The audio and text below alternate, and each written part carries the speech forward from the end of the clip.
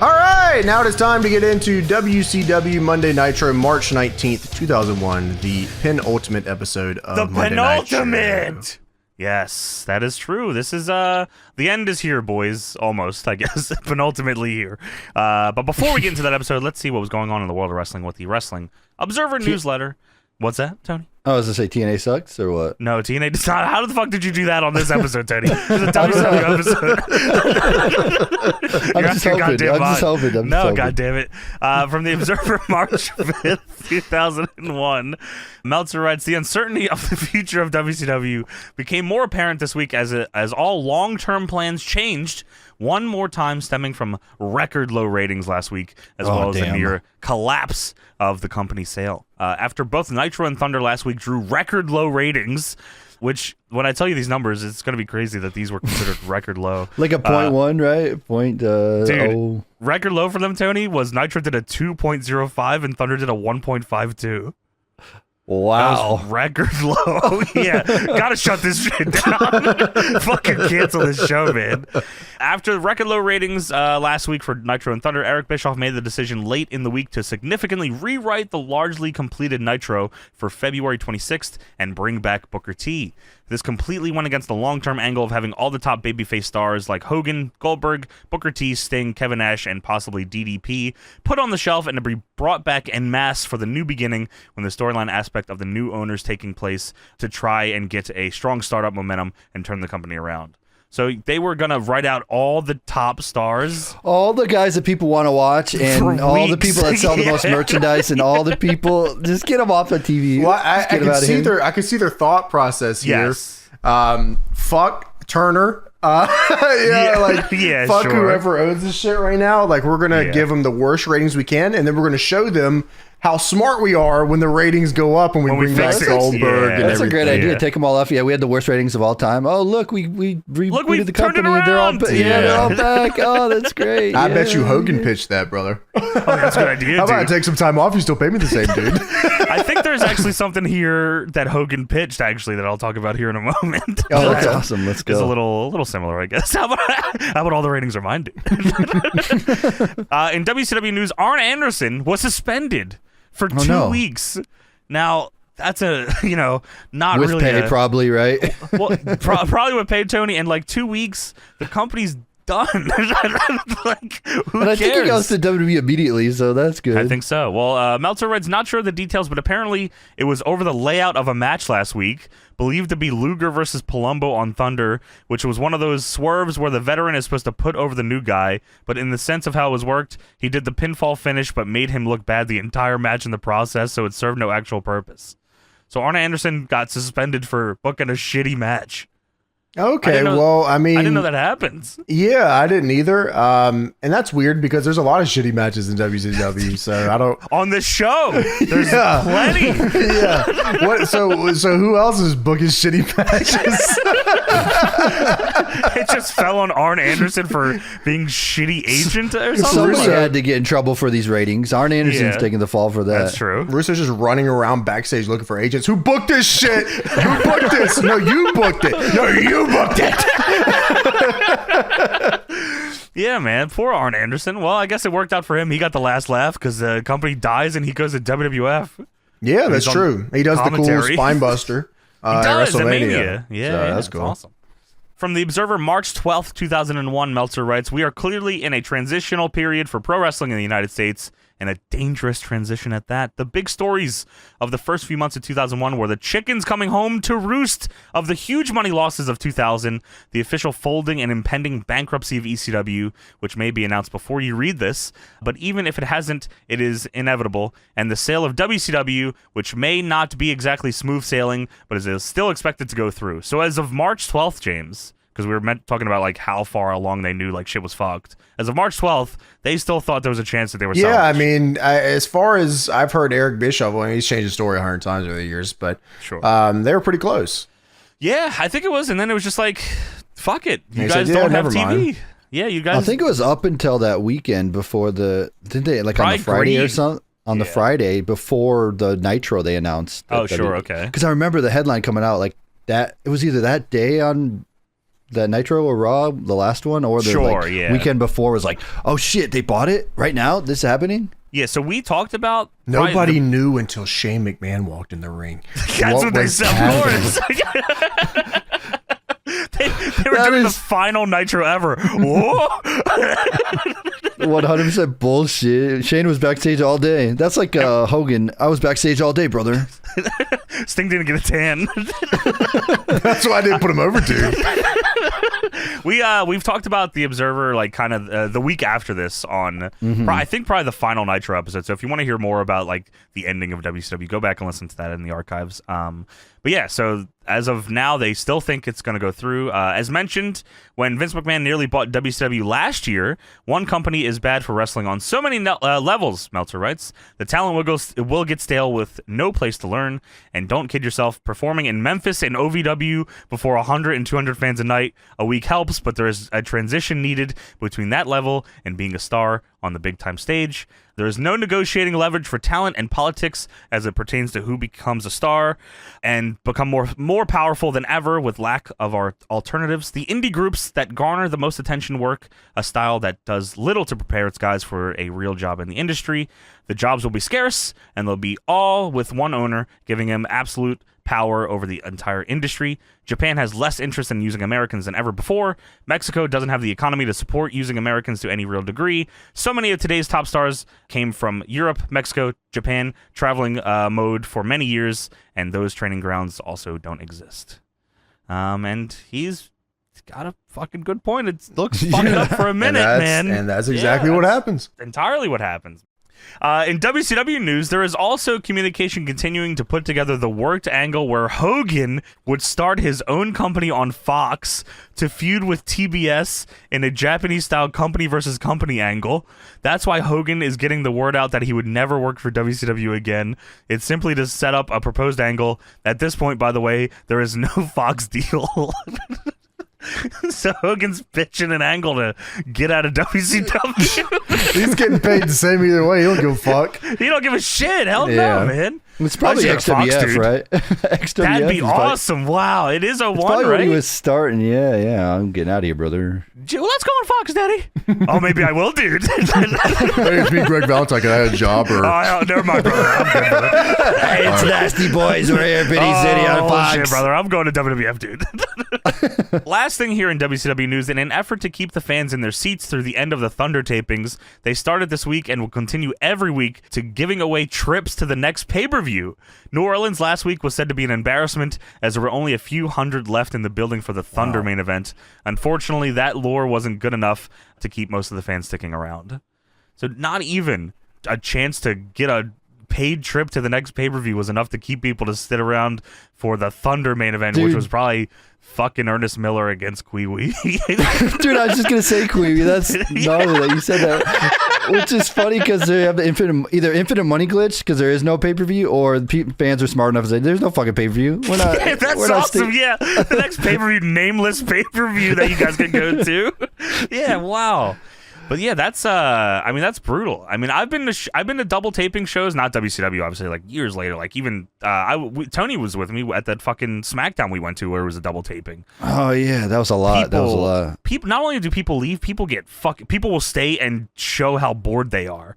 They're just doing. It's worse if they. I think it's worse if they stay than if they leave because they're just sitting on their hands all night. Yeah, they're just doing the fucking waving their phones around to do the Bray Wyatt thing. Like they don't give a shit about this they match. Started it during a match. I remember. Yeah, people it was just a pulled tag. their phones. Yeah, wow. They didn't give a shit. So but I imagine it probably isn't a great look if you turn on Thunder and nobody's there. Well, thankfully, no one turned on Thunder. Yeah, that's the first problem was turning on Thunder. That's a good point. Well, there you have it. That is it for the Observer. Now let's talk about the penultimate Nitro, March 19th, 2001. All right, we are just, I guess, a day removed from WCW Greed. What happened at that pay-per-view? So Greed, because this is the last WCW pay-per-view ever. There's not a one-night stand, a two-night stand. There's no branch offs. No indies ever ran a WCW knockoff show that only happened to ECW. Wow. Yeah, I don't think so, right? I don't remember. Like maybe there was a signing with dudes, but like none of those dudes were working indies right after WCW. They should have ran anyway. an ECW tribute show, but it's all their WCW gimmicks. oh shit, Dude, that would have been crazy. Yeah, wow, that'd be sick. But yeah, this is it. WCW like doesn't. There's no blink of WCW ever again after this. So WCW Greed. Ravens rich. no,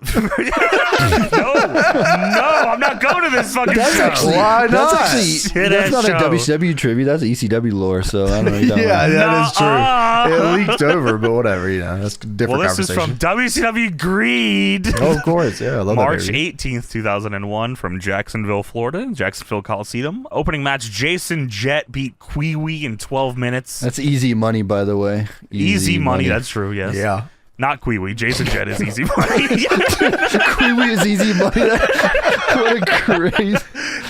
That's a big change. WCW Cruiserweight Tag Team Title Tournament Finale match. Elix Skipper and Kid Romeo beat Billy Kidman and Rey Mysterio Jr. to win the titles in 13 minutes. Observer gave that 4 stars. Cruiserweight tag titles are a crazy idea, by the way. I like that idea, though. I do like Pretty that cool. idea, but it killed the company, Tony. We're done. That's because the titles were a big bird. Yeah, shit-ass Dude, bird. I was listening to a Observer interview with Eric Bischoff after this, and he said, like, Yeah. to build a you got to build the cruiserweight division. You can't put him in the heavyweight division. You got to just build that division and make like the tag titles and all this shit. So he had like a grand scheme of cruiserweight stuff he was doing. I don't That's a good disagree. idea. I don't disagree with that. Yeah, that's right. I fuck with divisions. Yeah, Yeah. I like the division stuff. I think it's okay. Yeah, Yeah. you should check out the Eric Bischoff Observer interview. It's like this 2001 in Is it February. Meltzer interviewing him? Yeah, it's I don't know. Shit, okay. Yeah, it is. Alvarez and Meltzer are in here, and Oh, they're cool, talking to okay. Eric Bischoff. But anyway, he's talking about like you mentioned. He's like, yeah, I think the Young Dragons and 3 Count fought for like 6 months with no storyline. It didn't make any sense why they were just wrestling. And he's like, to make the cruiserweight division good, you got to just give them angles and stories that they can tell, not just have pointless matches. And that's what he was trying figured to this do out there. 1 week before the company was dying. Well, in February, that was his. Oh, when he was, sure. when he was So going to bring 2 it back. weeks? When he was going to bring it back, okay. his grand scheme Yeah. for like the rebuild was like, all right, we're going to give these guys a Understandable. purpose. Yeah, so I mean, it's pretty that's- cool. I mean, Listen, that's- you should listen to it. That's sometime. a good fucking direction, man. I wish they would have did that sooner. I don't know if they would have saved anything, but like it probably would have made a lot less. They would have been getting made fun of a lot less at the time if there was more direction like that. Yeah, you're right. Well, for whatever it's worth, also they definitely wanted to push that work rate stuff more. Yeah. Towards He the end talked of the about that, company. right? Yeah, we've talked about Yeah. that before, but the idea was to push the guys like Jason Jett and stuff, let them go longer and like letting the young guys kind of just do the shit that they Shine, do. yeah. Because like these guys are so talented and like athletic. It's like why they just I think it was more so they had so many athletic like younger guys are like, fuck it, man. If we're just gonna have these guys, we should just let them go crazy. And like that's kind of Yeah, what why they not? I mean, Jason Jett was getting the shit pushed out of him. He was getting like wins and wins and wins. I think he was coming up on his like 3rd or 4th win here tonight. Yeah, he was. Yeah. He was, and I actually like had no recollection of him getting that heavy of a push near the end there. Which Yeah, I sucks, guess 'cause they then had him coming they up. don't pick soon. him up, right? No, Like they WWF? don't. No. Yeah, that sucks. Yeah, we missed out on the afterburner What'd you say? and the crash landing. A singles match, by the way, back to Greed. Singles match, Sean Stasiak with Stacy Keibler beat Bam Bigelow in 6 minutes. He cheated. He did fucking cheat, that son of a bitch. Team Canada of Lance Storm and Mike Austin beat Hugh Morris and Conan in 11 minutes. Wow, that's a lot of time. Is that the for them. LWO? Yeah, that's no laughing order. Laugh World Order. Yeah, the Hugh laughing Morris. world order. Wow, yeah, Wow, that's holy awesome. shit, wow. W. Cruiserweight title match. Shane Helms beat Chavo Guerrero to win the title in 14 minutes. The Natural Born Thrillers of Chuck Palumbo and Sean O'Hare beat Buff Bagwell and Lex Luger in 52 seconds. I remember this match vividly because it's the match where Palumbo and O'Hare squash them and then Buff and Luger lay on the canvas for at least 5 minutes. They were crybabies. Ah, yeah. Yeah, they were being bitches about it. The Cat beats Canyon in 11 minutes. Wow, that's a long match. Booker T beat Rick Steiner in 7 minutes to win the U.S. title. Dustin Rhodes and Dusty Rhodes beat Jarrett and Flair in 10 minutes. That's got just under a 5 on cage match. And in the main event, Scott Steiner wins the world title from DDP in 14 minutes. Observer gave it 3.5. I thought you meant it got just under 5 stars. I was about to Stars? Oh my say, God. what did they do Wow, in this match? I've seen this pay-per-view. I've seen it with you, I think. Yeah, we've watched this before. I Yeah. remember the Jason Jett and Kwee match. We were watching it and we were like, oh was kinda hot. shit. Yeah, they were kind Yeah. of working. I was like, damn. Yeah, I remember the Shane Helms match being good too. Yeah, that was good too. And then the rest of the show happens. Totally buff happens. Yeah. Yeah, I like the logo. It was all blinged out. Yeah, that was sweet. Cool. Yeah, it was cool. sweet. But yeah, so that is what we're looking at here going into this episode of Nitro.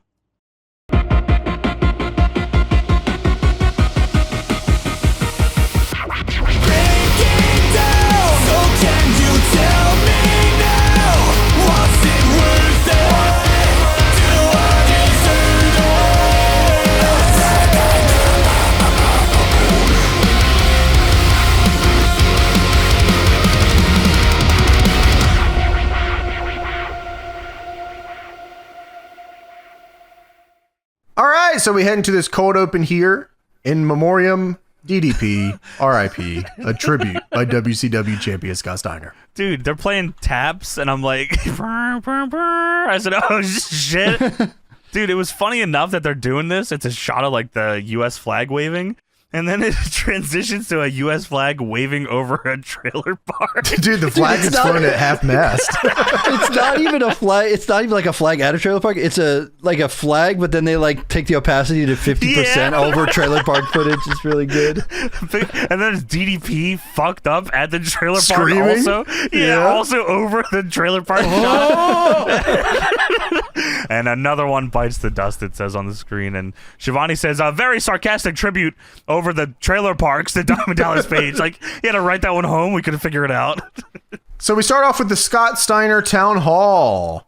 We learned awesome. that Eric Bischoff has a call for later on in the show. I have no idea what that could be about. I guess What could that be? So this is the Magnificent Seven here. This is the Elite. Yeah, the Elite. Yeah, they do call themselves that. There's not all seven of them here because the other three are getting attacked randomly throughout the show. Yeah, what the fuck? Yeah, so Scott Steiner comes out here with Medeja and Road Warrior Animal, or I guess Legion of Doom. He really likes Legion of Doom a lot, it seems. They definitely call him Road Warrior on commentary, but he has an LOD NWO shirt on.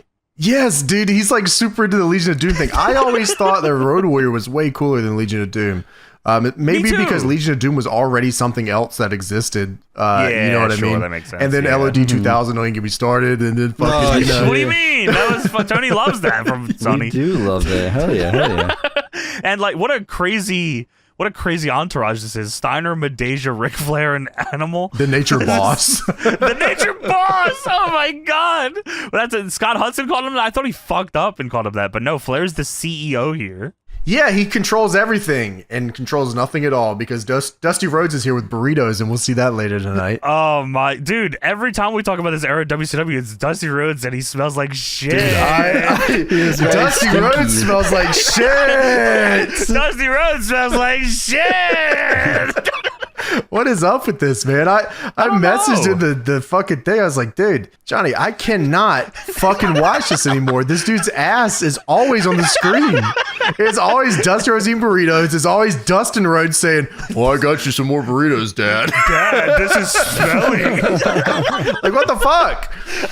So Steiner comes out here and he cuts his promo and he talks about, of course, all the white trash here tonight. He said he thought he would come out here and mourn the biggest white trash hero of them all, DDP.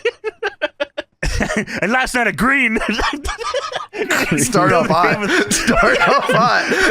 Last night at Green. Diamond Dallas white trash. Diamond Dallas white trash? He's not even trying to like be clever. Diamond Dallas white trash found out it was time to put up or shut up. He found out he was not the last man standing. I was just saving him for last. And he scratches his chin because it was super clever. Now he's on the outside looking in, just like Sting, just like Kevin Nash, just like Sid Vicious, and just like Goldberg. We're scrapping that angle, actually. We're not doing that one anymore. Scott Steiner was scratching his chin like the Rizzler. No. Johnny hates that guy. Yeah. Get this kid off my screen. I see him everywhere. Come on. Get Dusty Rhodes with the burritos off my screen. What do you see? You feel the same way about him as I do the Rizzler. Wow. So I want all you white trash to come on your hands and knees and pay homage to the world champion. But more importantly, pay homage to the genetic freak. Homage, not homage. No, homage. That's correct. And then Flair and Steiner both like double high five very sensually. Like it's very soft. It's very soft. It was a brother high touch five. the hit. I don't think they didn't know what each other was doing, I think is what happened there. And then Flair gets on the mic and he says he doesn't think for one moment that there was any doubt in anyone's mind that Big Papa Pump wouldn't kill and destroy DDP. He's Big Papa. That was his grudge there. He's Big Papa. He's the world champion. And boy, he points at some fucking dude in the crowd. He'd eat a guy like you up in 30 seconds, pal. And he says there was some doubt as to whether or not the chosen one, Jeff Jarrett, and the Nature Boy would beat Dusty Rhodes and his son Dustin. And for those of you that didn't see it, which seems to be a lot of you according to his buy rate, we beat him from one end of Jacksonville to the other. And Tony Schiavone starts fucking flipping out. That's a blatant lie. I'm going to talk over him. That is WWE's Gold Dust. WWF, who cares? I'm not going there anyway. I don't give a shit. Flair says, because a little generosity in my heart, I did not make Dusty Rhodes, and I should have, come up here to Gainesville and kiss my gator ass tonight. Then fucking the most fucked up version of Dusty Rhodes theme I've ever heard ever plays. I don't know. We've watched this before, and I don't remember this song. He's American Dream. I said, the hell? Hell yeah, remix. This is awesome, Jimmy man. Hart Turn that style? on. Was it Jimmy Hart saying it, and then they just added like a filter to his voice? I don't think it was Jimmy Hart singing it. No, that'd be awesome. No, it was Gold Dust singing it, and he came out with burritos. Oh, yummy. Enough with the burritos. Well, Dustin's here. He's here too. He's got burritos. I don't know if you do that or not. Dustin is here. You're right. Dusty's theme plays, and then they show him and Dusty Rhodes and Dustin Rhodes on the Tron. And Dusty Rhodes says, "Hey, Nath, I think you got it all wrong. Because at the pay-per-view last night, it was Jeff Jarrett kissing my big white ass." He keeps saying that all the time, kissing my big white ass. Yeah, it it's doesn't like get kissed my big white ass. Sensual too, yeah. Before leaving the building tonight, you will be kissing my white ass right here in Gator Country. And I'll tell you something. Jeff Jarrett was your donkey last night. What are you talking about? That was the foreshadowing of the donkey. Jeff Jarrett was your donkey last night. Flair should start screaming, that match got a 5 on Cage Match. Oh, they got 5 stars? No! He had that long face. You know what I'm talking about? He had that look of fear in his eyes. He looked like a big giant horse when I backed up and he puckered his lips up and kissed old Brownie one eye. What is going on? Why am I... Dude, yeah, what Kiss the fuck? my This is- ass. Tonight. Well, Steiner's had enough. Steiner's, hey, Hey, what's going on? I'm the world fucking champion, man. What the fuck? Steiner's, hey, why don't you come down here right now and see who's kissing whose ass? And who the hell you think you are? Enough about the ass. Well, I got some burritos, Daddy. I gotta take a big ass shit. How come anytime someone kisses someone's ass or wrestling, it's so shitty and smelly? Because gotta be normally is stinky, fine. yeah. Stinky. Yeah, but- wow. Well, Dusty says, wait a minute, Tim. You know who I am. And what you're wearing around your waist, I won it 3 times. You're not in this feud. What? You're not in this feud? I've got It's the not about promo, Daddy. You're not supposed to be in this segment. I didn't see you on this He sheet. won the promo battle. I'm winning the promo battle. I'm about to win this one, Daddy. I got a sticky burrito to go eat right now. Oh, my Gotta get my ass real shitty. La poo in there. I'm going to win because I'm not going to let my son talk at all. You ever see? Let me talk. Let me talk. Shut up, Gold Dust. You're not in this promo segment, Gold Dust. He sounds like his son. Son of Gold Dust. He's on his side. Holy shit! Wow. Yeah, Dusty's going on a rampage here, man. He's nuts. He's winning the promo battle crazy. You already won this shit locked up. Somebody wants you worse than that. Somebody wants you now. Somebody wants you bad. And this man, I don't really know how to segue out of this. How do I get to the next segment? Don't hate the player, hate the game. Oh, that's right. Thank you, Booker. Sounds good. Let me get out of this. I'm hungry. Booker T comes out, and Booker's got the U.S. title because he just won it. He won the U.S. title at the pay-per-view, and also is the #1 contender to the world title after beating Rick Steiner. It was like a 2-in-1. Match. Yeah, that's a good deal. Yeah. And Booker walks on the stage, and they fucking blind me with this big orange light. I couldn't see shit. Yeah, man, okay. Booker is the coolest ever at this point. He's awesome. This U.S. title is the coolest ever. Booker and Steiner getting to face each other for the title on the next episode is also very cool. And they have a pretty good match. Yeah, man. I mean, it's not long or anything, but they have a good match for the terms that they could have it under, you know? For both titles, too? That's a big fucking deal. Yeah. I mean, Booker comes in with both of them to WWF. Yeah. Oh, yeah, you're right. And injures Austin.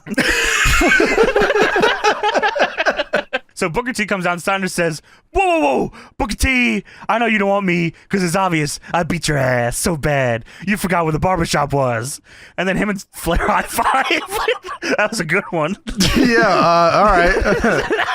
Oh, Booker says, first thing, Scott, would you please shut the hell up? That's not yours. You can't He's just do that. the Ayatollah of rock and roll. Dude, okay. I was like, whoa, this is 2001. He's super have done that already. Yeah, he's like undisputed champion in like a few months. Yeah, soon. Not only does he say it here, but he says a couple more times in this promo, which is crazy. Maybe unless Jericho stole it from him. Yeah, someone's got to look that up. You got to tell us, did Jericho do it first or did Booker do it first? And not just say it, but like an actual catchphrase. Yeah, sure. Because obviously it's a catchphrase here for Booker. Yeah, he has a lot of them. Booker says that, and then Steiner starts arguing with the crowd and yells, "Fuck you!" Booker says you can talk about the body count from Kevin Nash to Sting to DDP. I've been back for 3 weeks, and you ain't said a damn thing about Booker T. And I came back for one reason, and that's the World Heavyweight title. And as for you, Ric Flair, you come out here talking about how you being the man, the commissioner, this and that. I say to that, save the drama for your mama. Yes, sir. Give that man the fucking title, man. Come on. He's got 5 points. 5 points in the promo battle. You better start catching up, buddy. I think I heard Chris Jericho say that like a month earlier. Save the drama for your mama. What the fuck? Jericho did it. And Jericho's about to be undisputed champion in a couple months. So, Butters, it doesn't matter. It doesn't matter. The Simpsons have done everything. Dude, Steiner he said, save the drama for your mama. Steiner's pissed and yells, shut up! That's bullshit! Booker says, as far as the man goes, I talked to the man today. Steiner says, no, he's the man. He points to Flair. And Booker says, like I said, would you please shut the hell up? The crowd likes it. Chris Jericho likes it a lot. He loves that line. Booker says, 1 hour from now, be in the middle of the ring and make sure you bring that gold belt. And when it's all over with, I say to you this, booyah! And I'm gonna get with you. Fuck yeah, dude, man. I wish he would have. I guess he changed it or something. But I used to love it when he said "booyah" and I'm finna get with you. I know. I like that a lot more. But I'll take this. Any variation. Cool I love this line. Dude, James, you're the only person who ever remembers that catchphrase. I swear. I only knew and I'm finna get with you. I only knew that because you were like, yeah, that's his catchphrase. I'm like, he never said that. Well, he says it on this episode. I'm like, oh shit, he said the thing. He said his catchphrase. It was actually Jericho said that on Raw last week. Oddly enough. Chris Jericho said, would you please shut the hell up? Booyah. And I'm finna get with ya. Break the walls down. That's what his song says when it comes on. Booyah. And I'm finna get with ya. Break the walls. Chris Jericho also said, I'm gonna eat some burritos. My ass is shitty. Oh, yummy. Jericho was just walking WCW angles. Yeah, you stole Booker's double title angle too. Holy shit! You're right. Wow. Booyah. How come has Booker ever talked about this? How come when he went to WWF he dropped every catchphrase he had? They probably said, "Hey, tone it down here." That's why? Because everyone on the show is a walking catchphrase in the WWF. You're getting too over here. Whoa. Yeah, I mean, like that legit could have been it. Like, hey, man, we kind of saved the catchphrases for like top dudes or something. I don't know. Unless it was because he was a heel and they didn't want him saying like shit that people would like. Oh, that's probably true. You're probably right. They had didn't they have Shane McMahon talking for him? Wasn't that what was going on? Shane was like with him. Yeah. I feel like he was doing all the talking, if I remember. I mean, I've heard Booker say that like he feels like once he like moves on from something that he likes to move on from it. That's fair. But I'm gonna tell you, man, Booyah and I'm finna get with you. If you just came back today and started doing that, you'd probably be the world champion again. Yeah, that gets me hyped up every time he says it. Oh my, dude, yeah, that'd be sick as fuck. Yeah, that's good. Oh, by the way, so we go to commercial after that, and the segment ends with Steiner just legit going, just yelling shit held back. Yeah. Booker didn't even do anything. He's just pissed.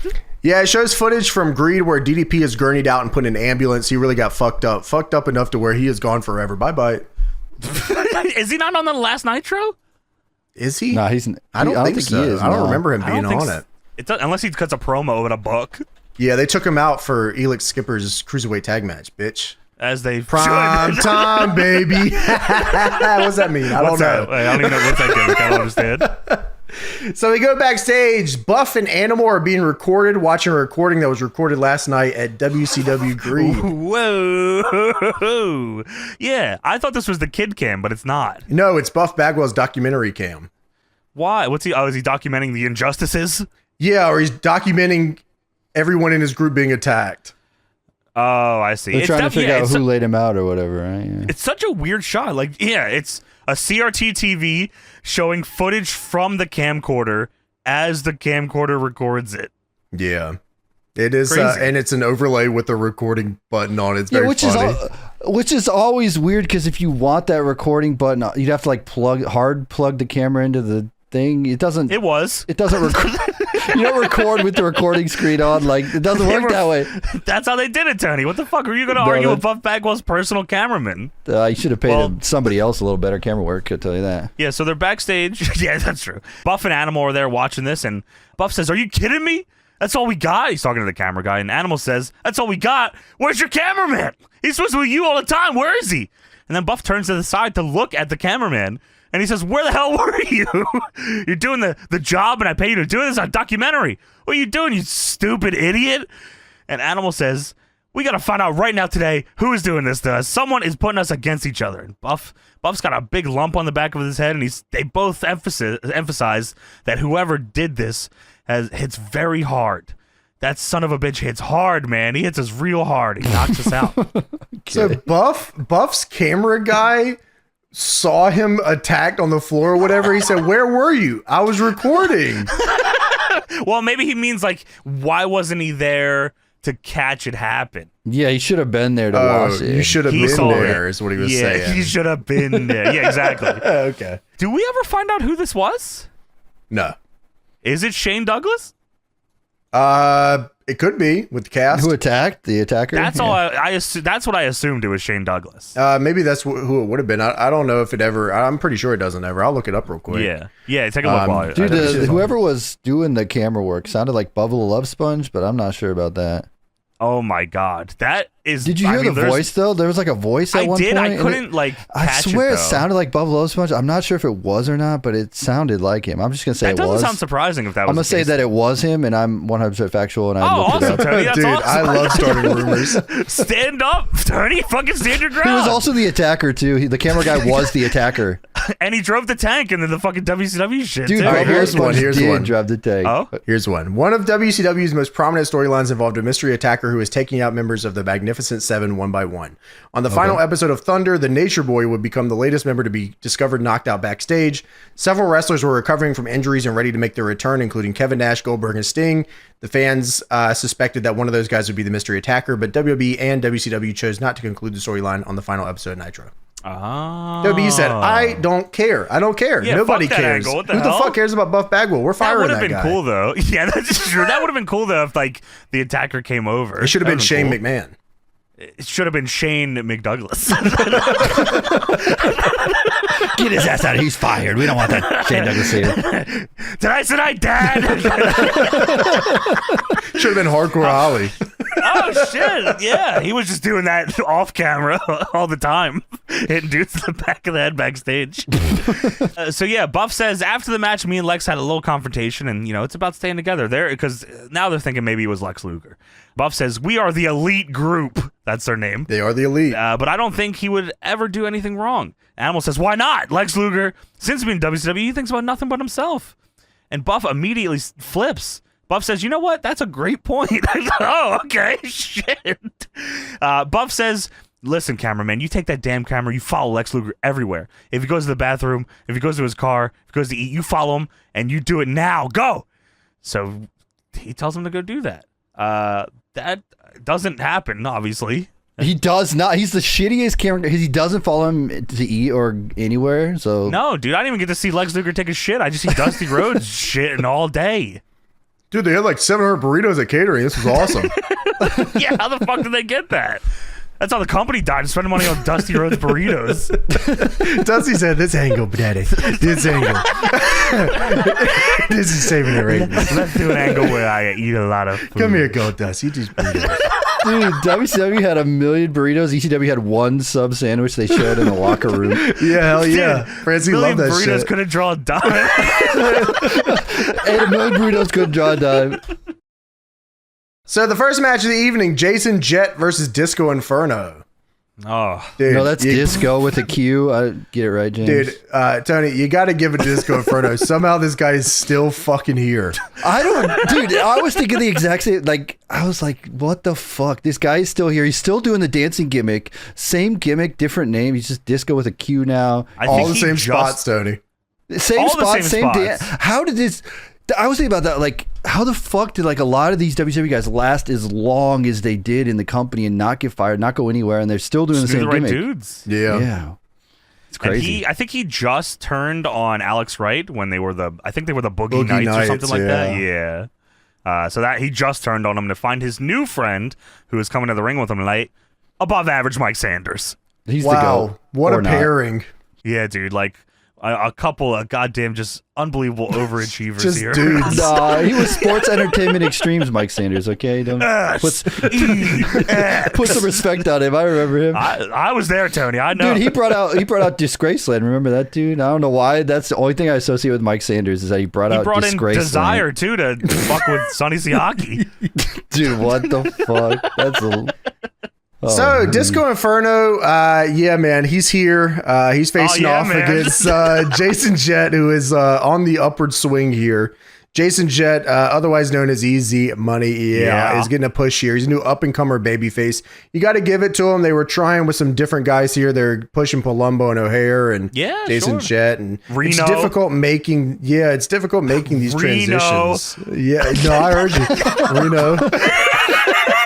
I just want to make sure that people know that Reno was here and he's getting pushed. Yeah. I don't know if he was being... he was here. I don't know if he's a new up-and-comer babyface like He wasn't here, actually. He was here, but he wasn't here. No, he's done. Yeah. So Jett got a win on Thunder, and he also got another win, I believe, on Nitro the week before, right? And he won a Greed. That's correct. Oh, it was Greed. Yes. That's what it was. So Thunder, Greed, and now he's looking to string a He third beat win in a row. Queewee at Greed. That's right. Yeah, that was the He opener. beat Alex Wright on Thunder. Yeah, the formerly Boogie Night Alex Wright. Formerly Berlin. Dude, he just shit on all the Boogie Nights, and he beat Yeah, what Queewee. the fuck? He's on the up and up. Dude, he should have shit on Disco here. I don't know why this went as long as it did. He should just beat the shit out of him. Yeah, Disco like vets some crazy. Someone's got to do these Disco's moves. got to get some mad heat here, bro. He's got to get the dancing in. He's He got to knew get Vince that heat. McMahon was watching. He said, "Look at this." You remember this, don't you? You like it? Doing the dance. I like that. Yeah, keep dancing. shit. Yeah. So Shane Jason, McDouglas was watching too. yeah, he liked it with a cast or something. I don't know. Jason Jett starts the match off here. Nicely takes down Disco. Does an international with a sit-out hip toss. They called it a power bomb. Disco does a nothing promo, by the way, before this. Oh, sure. He says, "I'm Disco Inferno, and Dude, I'm a bitch." This is and I don't mean to offend anybody. Please hold your pitchforks. But what he cut here was a The Miz promo. Dude, it was exactly the Miz. He said, "When I raise my finger, your mouth goes shut." Miz That's style. what he said, yeah. He did. It was like verbatim. Yeah, complete Miz promo, and he shits on Alex Wright too to set up that hot Boogie Nights angle here. Alex Wright's not involved in any of this whatsoever, And he never He's not will on the be. yeah, no, he's done. He's fucking done. He said, Disco says, "Hey, Alex Wright, I hope you're watching at home." Alex Wright's definitely tapped into Raw right now. He's watching Raw crazy. Dude, I like to think the idea is they told all these guys, "Yeah, we got big angles coming up, like weeks down there. Just wait, we'll get you on a couple weeks." Just hold on. Yeah, no, you're He not said, getting booked. "This is the bum that pinned you last week, and now you got to watch me do what you couldn't do. And by the way, good luck in your singles career, you big bald loser. Hey, He won the promo battle here. He just won the promo battle. Yeah, he winning this match. So Jet nicely takes down Disco, does an air national with a sit-out hip toss they call a power bomb. Jet up and over the ropes with a Mike Sanders distraction, of course. Son of a bitch. Disco hits his neck breaker with theatrics. Hey, this was a swinging neck breaker. Okay, it was really good. And then what does he do the next move? Well, what did he do? Because I didn't write it down. Well, he did neck breaker with theatrics, and then he sizes him up. There it is. There it is, neck breaker with theatrics. And sets up for, you guessed it, neck breaker with theatrics, but it's reversed, of course. Just me playing video games, just do the same move over and over. Well, someone's going to get this finisher up. So he's got a taunt to get his finisher up. So Jet gets back up, tries to roll up Disco. Disco gets out, hits a facebuster on the knee. Someone hits their fucking mic on commentary loud here. It just sounds fucking crazy. Yeah, it was. That was so loud. Was that that's the what it commentary was, or was that the ring mic? Oh, I'm not sure. Something happened there. It happened exactly when like Disco stomped on the middle of the ring. So it made me think it was like the ring mic. Oh, mic. he hit the... Wow, that would have been nuts. It could have been. I mean, Disco knew exactly where it was and tried to break it. Stupid Mike. Hey, Vince, I'm trying to sabotage the show. And he starts dancing. Oh, you like that? Yeah. All these dudes trying to get jobs. I know Vince is watching. Let me get this gimmick in. Yeah. I know he likes gimmicks. Raw is going on and I think Vince is watching. Hey, Vin, man, just watch this. Check his neck breaker out. Oh, yeah. I got 3 combos. Oh, yeah. I got a 3 neck breaker combo. I can do a commercial. Look, I can be the Miz. When my finger goes up, you shut up. The Miz. This is a fucking Miz. Oh, man. That's awesome. All right, Dude, so wow, that changes this whole show for me. If I'm thinking this whole show is everyone trying to impress Vince McMahon. Should have came on the top hat. Oh yeah, man. You like that?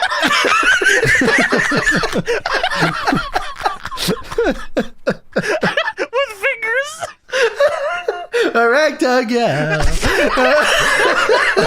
Yeah, Vince. I can hug you too. Oh yeah. All right, so Mike Sanders holds Jason's neck on the ropes as Disco distracts a ref, and then Disco hits a side Russian, and then just Triple H chokes this dude. Oh yeah, you like that, don't you? Hey, I can be Triple H. See, he does the facebuster earlier too. He's trying to impress somebody. He's right. Oh, look, I can do a Hunter's moves. Dude, but he did a shitty Russian leg sweep. After this one, I went on YouTube, no joke, and looked up Bret Hart's Russian leg sweep. A million times better. Dude, it's 100 times better, it's the best one ever, Tony. There's not Bret one that's has the even best, close. like, I don't know why I said because he mine puts was the less. leg, he puts the leg around it, so it looks like a real leg sweep. But what Disco did here did not look good at Tony, all. he also it also Yeah. looks like he's slamming somebody on the mat. Everyone that does it other than Brett looks like they're just falling with them. Yeah. Yeah. That's same. what it looked like here. Yeah, it wasn't good at all. Figure it out. So the ref gets on him for it. Mike Sanders comes in for a knee drop with theatrics. Oh yeah, Triple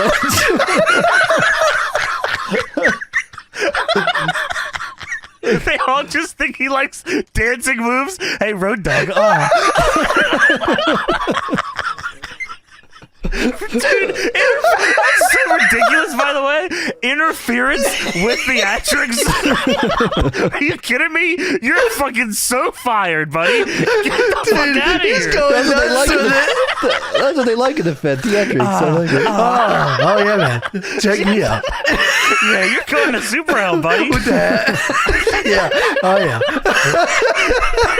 That's fucking crazy, man. Yeah. He goes in for that knee drop.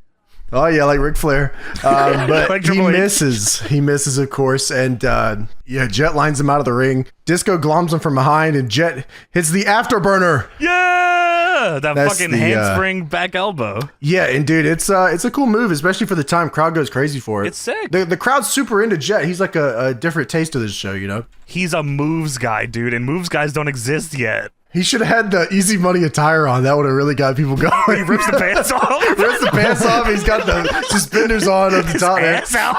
Yeah, that would be awesome. That's when he turns.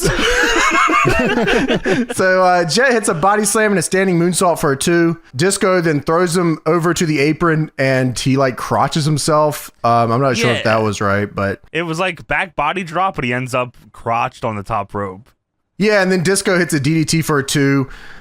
Jet gets a Northern Light suplex, and at 2, Mike Sanders comes in and drops an elbow that looked like it was going to just aim directly for Disco Inferno. Yeah, not even trying to fucking go for Jet. Oh, I was gonna mention here, so we talked about Disco doing the same. Sorry, go on, Steve. Oh, thank you. I was saying Disco doing the same move. He did the DDT, then he picks him up to try and do another, it's like same DDT again, same Dude, move. he's and then, fucking cheesing. You can't, dude. If you repeat the moves, your meter goes up less. How do you not understand that's that? when he gets the Northern Lights because he went for another DDT, same move again. That shit's funny as hell because he hits the afterburner in a standing moonsault, and Disco said, "All right, DDT."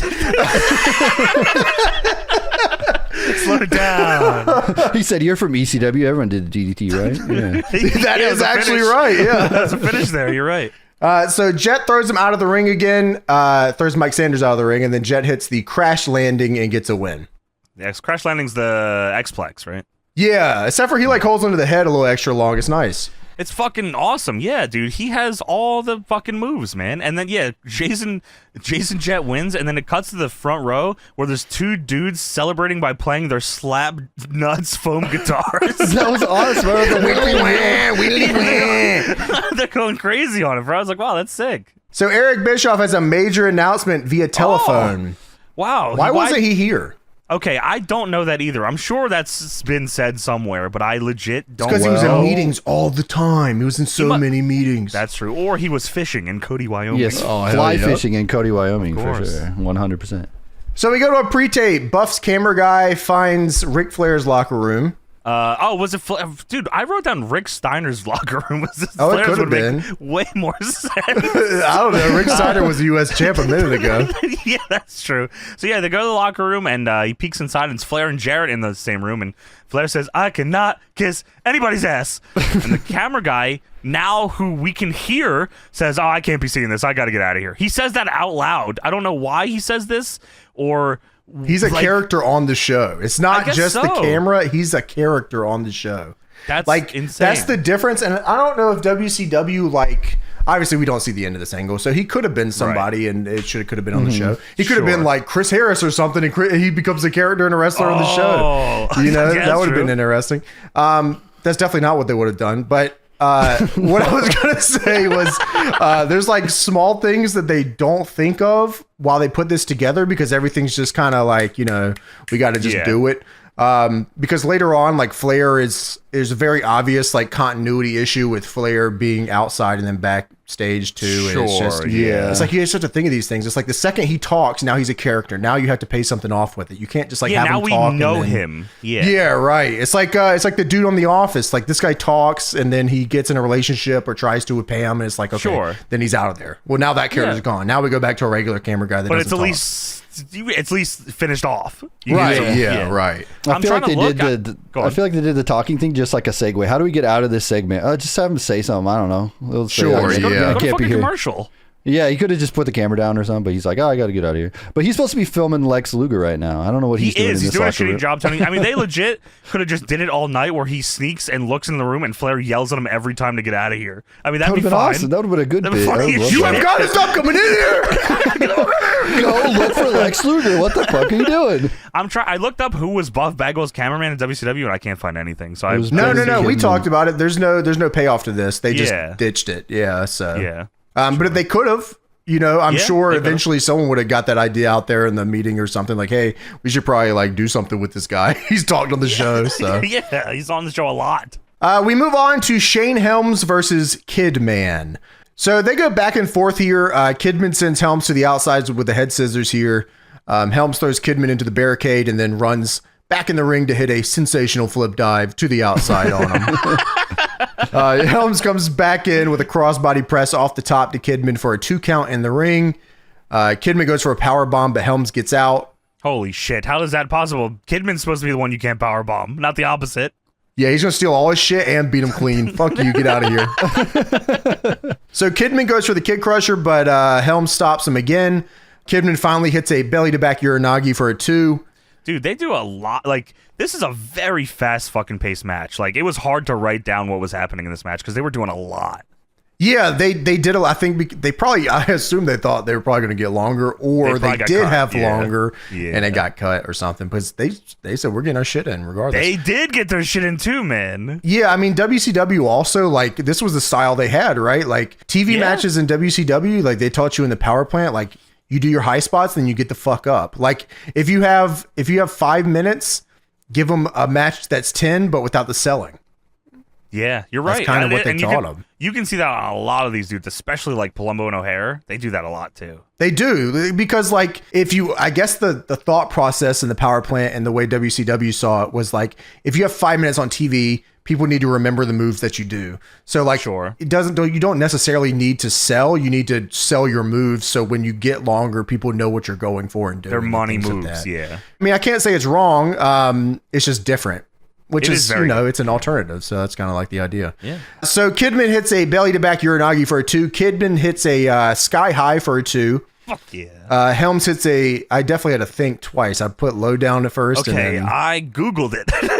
Yeah, sky high works for that one. Dude, and it sucks because I love D'Lo and I always mix them up like forever. I don't know if I'll ever not. I think I'm getting better now because low down is when D'Lo is going down from the top rope. Right, I'm better at it now than I was. I used to be completely horrible at it. Yeah. Now I get sky high because he gets them sky high. Yeah. Shivani on commentary, by the way, says this is the final stop before spring breakout next Monday and the season finale next week in Nitro. These are. Don't worry. I'm losing my job, boys. Don't worry I'm about losing my job, boys. Come on, these are two big shows. I think he meant series finale is what he should have said. Season. Yeah, come on. Forever, Tony. No, come on. So Helms hits a straight jacket slam for a 2. Kidman hits an inverted suplex for a 2. They reverse back and forth. Kidman goes for a corner clothesline from Hell Spot. You know the one I'm talking about. Yes. You take the Brett Buckle. He comes out. Helms then grabs the arm, turns him around. Dude. Picks him up. Vertebreaker. Fucking just kills him with this move, dude, man. He dumps him, and I'm like, wow, that's a finisher, man. Like, that is awesome. Yeah, man. He gets a 3 count. He picks up the win. This is the coolest fucking move ever. Shane Helms, him and Homicide, I don't care. You guys own this move. That's awesome. Fuck yeah, man. And like, I got a lot of respect, especially, when they were doing the double stomp vertebreaker joint. I mean, that is completely fucking out of control. The double stomp fucking vertebreaker. Yeah, that was a good angle there where they banned it and all that. And they were like, fuck it, I'm doing it anyways. That's cool. But yeah, man, Shane Helms and Kidman had a really good sprint here. I enjoyed this match. I thought it was cool. And yeah, I mean, they did all their shit, and this was one of the best vertebreakers I've ever seen. Chavo attacks Shane Helms after the match. Kid Romeo and Eagle Skipper come out here and attack Shane Helms. And Rey Mysterio Jr. comes out in the $500 shirt, and he makes a save. That was awesome. That shit goes nuts. It's like this crazy green and purple rock shirt. I love it. It's so cool. All the juniors are here. No mask. Yeah, no mask, Tony, with the hair fucking just all the way down. That man just comes in with the hands and pushes it down. That shit's awesome. I like he wear that shirt because he's trying to work for the WWF, so he's getting ready. Vince, you like this shirt? Vince, hey. You smell that? $500. I'm a good looking dude. He should have came out in the mask. Who cares? Shane Helms then hits the sugar smack to send Chavo out of the ring. Dude, the super kick, the sugar smack. Dude, he also had names for all of his moves, which would have pissed me off crazy, but I remember all these. Yeah, me too. Yeah. The sugar smack. I always love the way Scott would say it. Sugar smack. They call it it was a serious move name, too. So the camera guy finds Lex Luger knocked out on the floor, and he runs away screaming, "They got legs! They got legs!" Dude, yeah. He knocks on the door and says, "Rick Steiner, Ricky!" But it's Lex Luger laid out in there, and there's, of course, also a bunch of chairs flipped over because they beat Lex Luger with big chairs. No, they just fucking threw those over. Oh, okay. There's fucking chairs. Yeah. Yeah, and the guy says, "Buff animal, they got legs! They got legs!" Oh, no. So we go backstage again. Bam Bam Bigelow wants a rematch with Sean Stasiak, which sounds fucking insane, man. Bam Bam's fucking idea here must have been, wow, I don't want to get signed. Let me fucking just cut the shittiest promo I could possibly cut here. Dude, he hated horrible. his WCW run, right? I can only me too. imagine. No, I felt like he was checked out the entire time he was there. He's tonight. in a vest, Tony. He's done, buddy. He's done. Yeah. Oh man, Yeah, that dude. sucks. This Bam Bam's awesome. That I sucks. love Bam Bam. I love Bam Bam so much. And wow, but dude, all right. So Bam Bam says, last night's match, pay-per-view at Greed. All right. I'm like, oh, brother. He hit all the words he was supposed to say. He said Yeah, them. you're right. They In said some make sure to order. mention the pay-per-view Greed. All right, last night's match pay-per-view at Greed. Oh shit, was a perfect example of how somebody can screw somebody else over. How a man needs a woman to fight his battles in the ring, and I'm not too happy about that. But maybe Stasiak, you're not gonna be too happy about this because the officials think that tonight on Nitro, I want to get a rematch against you, Stasiak. You, Mr. Mega Man. He does say Mega Man. Dude, Mega Man. That's right. You're going to have to go out there and fight your battles yourself. Bam Bam Bigelow's going out there to prove one thing, and that's to prove a point. I said, God, man, I said, oh, thank God this will be the only shitty Bam Bam promo tonight. So we go backstage. Lex Luger is awake and his head is hurting really bad. Oh, my head. This guy hits really hard. Did you know that? He's just really hard hitter. Yeah, dude, camcorder footage with the record screen on it. That's not how it works. It doesn't work that way. Yeah, come on, Tony, they're plugged in crazy. Yeah, Buff is on. They got the HDMI in. Yeah, Into a cam link in 2000. they got the composite. They got the fucking Dazzle, probably, bro. Dazzle 90 with a VCR line at the bottom. VCR, yeah, hell yeah, Dazzle 90 VCR line, and they're using an Adobe Media Encoder, and they got that shit rocking. So yeah, Buff, Luger's fucked up. The furniture's still flipped around. Buff is holding an ice pack on his head, and Animal is also here. Ow. And Buff says, please tell me you saw something. Give me something. And Luger says, you got to be kidding me. Saw something. I got lambasted from behind. It was La Parka. I would have just had people like lie, yeah, like they got hit so hard they're just lying. It was La Parka. He's afraid of skeletons. You know that, right? Yeah, He's hell afraid of Skeletons, skeletons. Yeah, that would have been awesome. Him getting lambasted. Then La Parka and his whole family comes in and beats the shit out of him. La Parka, LA Park, La Parka Hey, Vince, look at this Jr. dance. Oh my God, I'm the chairman. I think it was Shane McMahon who hit me in the back of the head. Oh, shit. He just starts an angle. It was someone from the WWF, The Stone Rock, Cold hit must me. have did it. Just start lying. Yeah, that would have been awesome. Wow. It was Might have been Dwayne fucking- Johnson. It might have been fucking WWF's gold. That to me. It was not Goldust, Daddy. That is not possible. He was taking his shit with me, Daddy. Shit with me. So yeah, he got lambasted from behind. By La Which is Parka. not I'm right. starting a rumor. I'm in. Yeah. I'm Awesome. invested. Parka or The Rock or Shane McMahon or WWF's gold. or Doug Goldust. Text in. It's $7 per text, and you tell me who you think it is. Mean Who Gene's getting attacked it all. Lex Luger. Animal flips out and he says, what the hell's going on around here? We gotta put an end to this. First I get laid out, then Medeja. I didn't know Medeja was part of this. Some dude hit Medeja in the back of the head and laid her out. Yeah, it was Scott Steiner. That sucks. Sorry. I I'm didn't mean to sorry. hit you. My bad. You get laid out now. Lex, Jarrett, and Flair are busy right now. Who does that leave? And Buff says, well, where the hell's Rick Steiner? And the Animal's not angry anymore. He says, He's in your "That's a good-" group, asshole. Dude, yeah, he's a part of the elite group. Animal says, that's a good question. It's about time we find out now. And Buff says, find Rick Steiner. Well, by the way, Eric Bischoff has a major announcement via the telephone next week. There's a season finale next week. Don't fucking panic. Everything's fine. It's all And good. coming What up the next is Sean Stasiak and Bam Bam Bigelow. Everything's fine. I Please don't promise. flip the channel. Please don't flip the channel. Please don't flip the channel. So yeah, we got Sean Stasiak versus Bam Bam Bigelow. Stacy comes out here first, not Miss Hancock, just Stacy. Just Stacy. Not Keebler either, just Stacy. Stacy's theme song is such a crazy stripper track. I love it. Dude, it's nuts, man. She and she's still wearing the like Miss Hancock outfit though. Yeah, she is. She comes out here and says she deserves a bigger reaction next time she comes out here. So they Stacy, I start got something cheering. to tell you. Oh wait, no, she's on next week, ain't she? Do they? Yeah, they got the Bigelow and They Stasiak got match. the big blow off. You think they gave her a bigger reaction? I can't remember. I can't imagine so. Yeah, I bet it was all the drunk spring break fans. They give a huge reaction. Well, she says, I deserve a bigger reaction, and the crowd goes, yeah! And she's like, she smiles. I was like, oh, well, she got what she wanted. Yeah, man. So she introduces us to the mecca of manhood, Sean, the cock, Stasiak.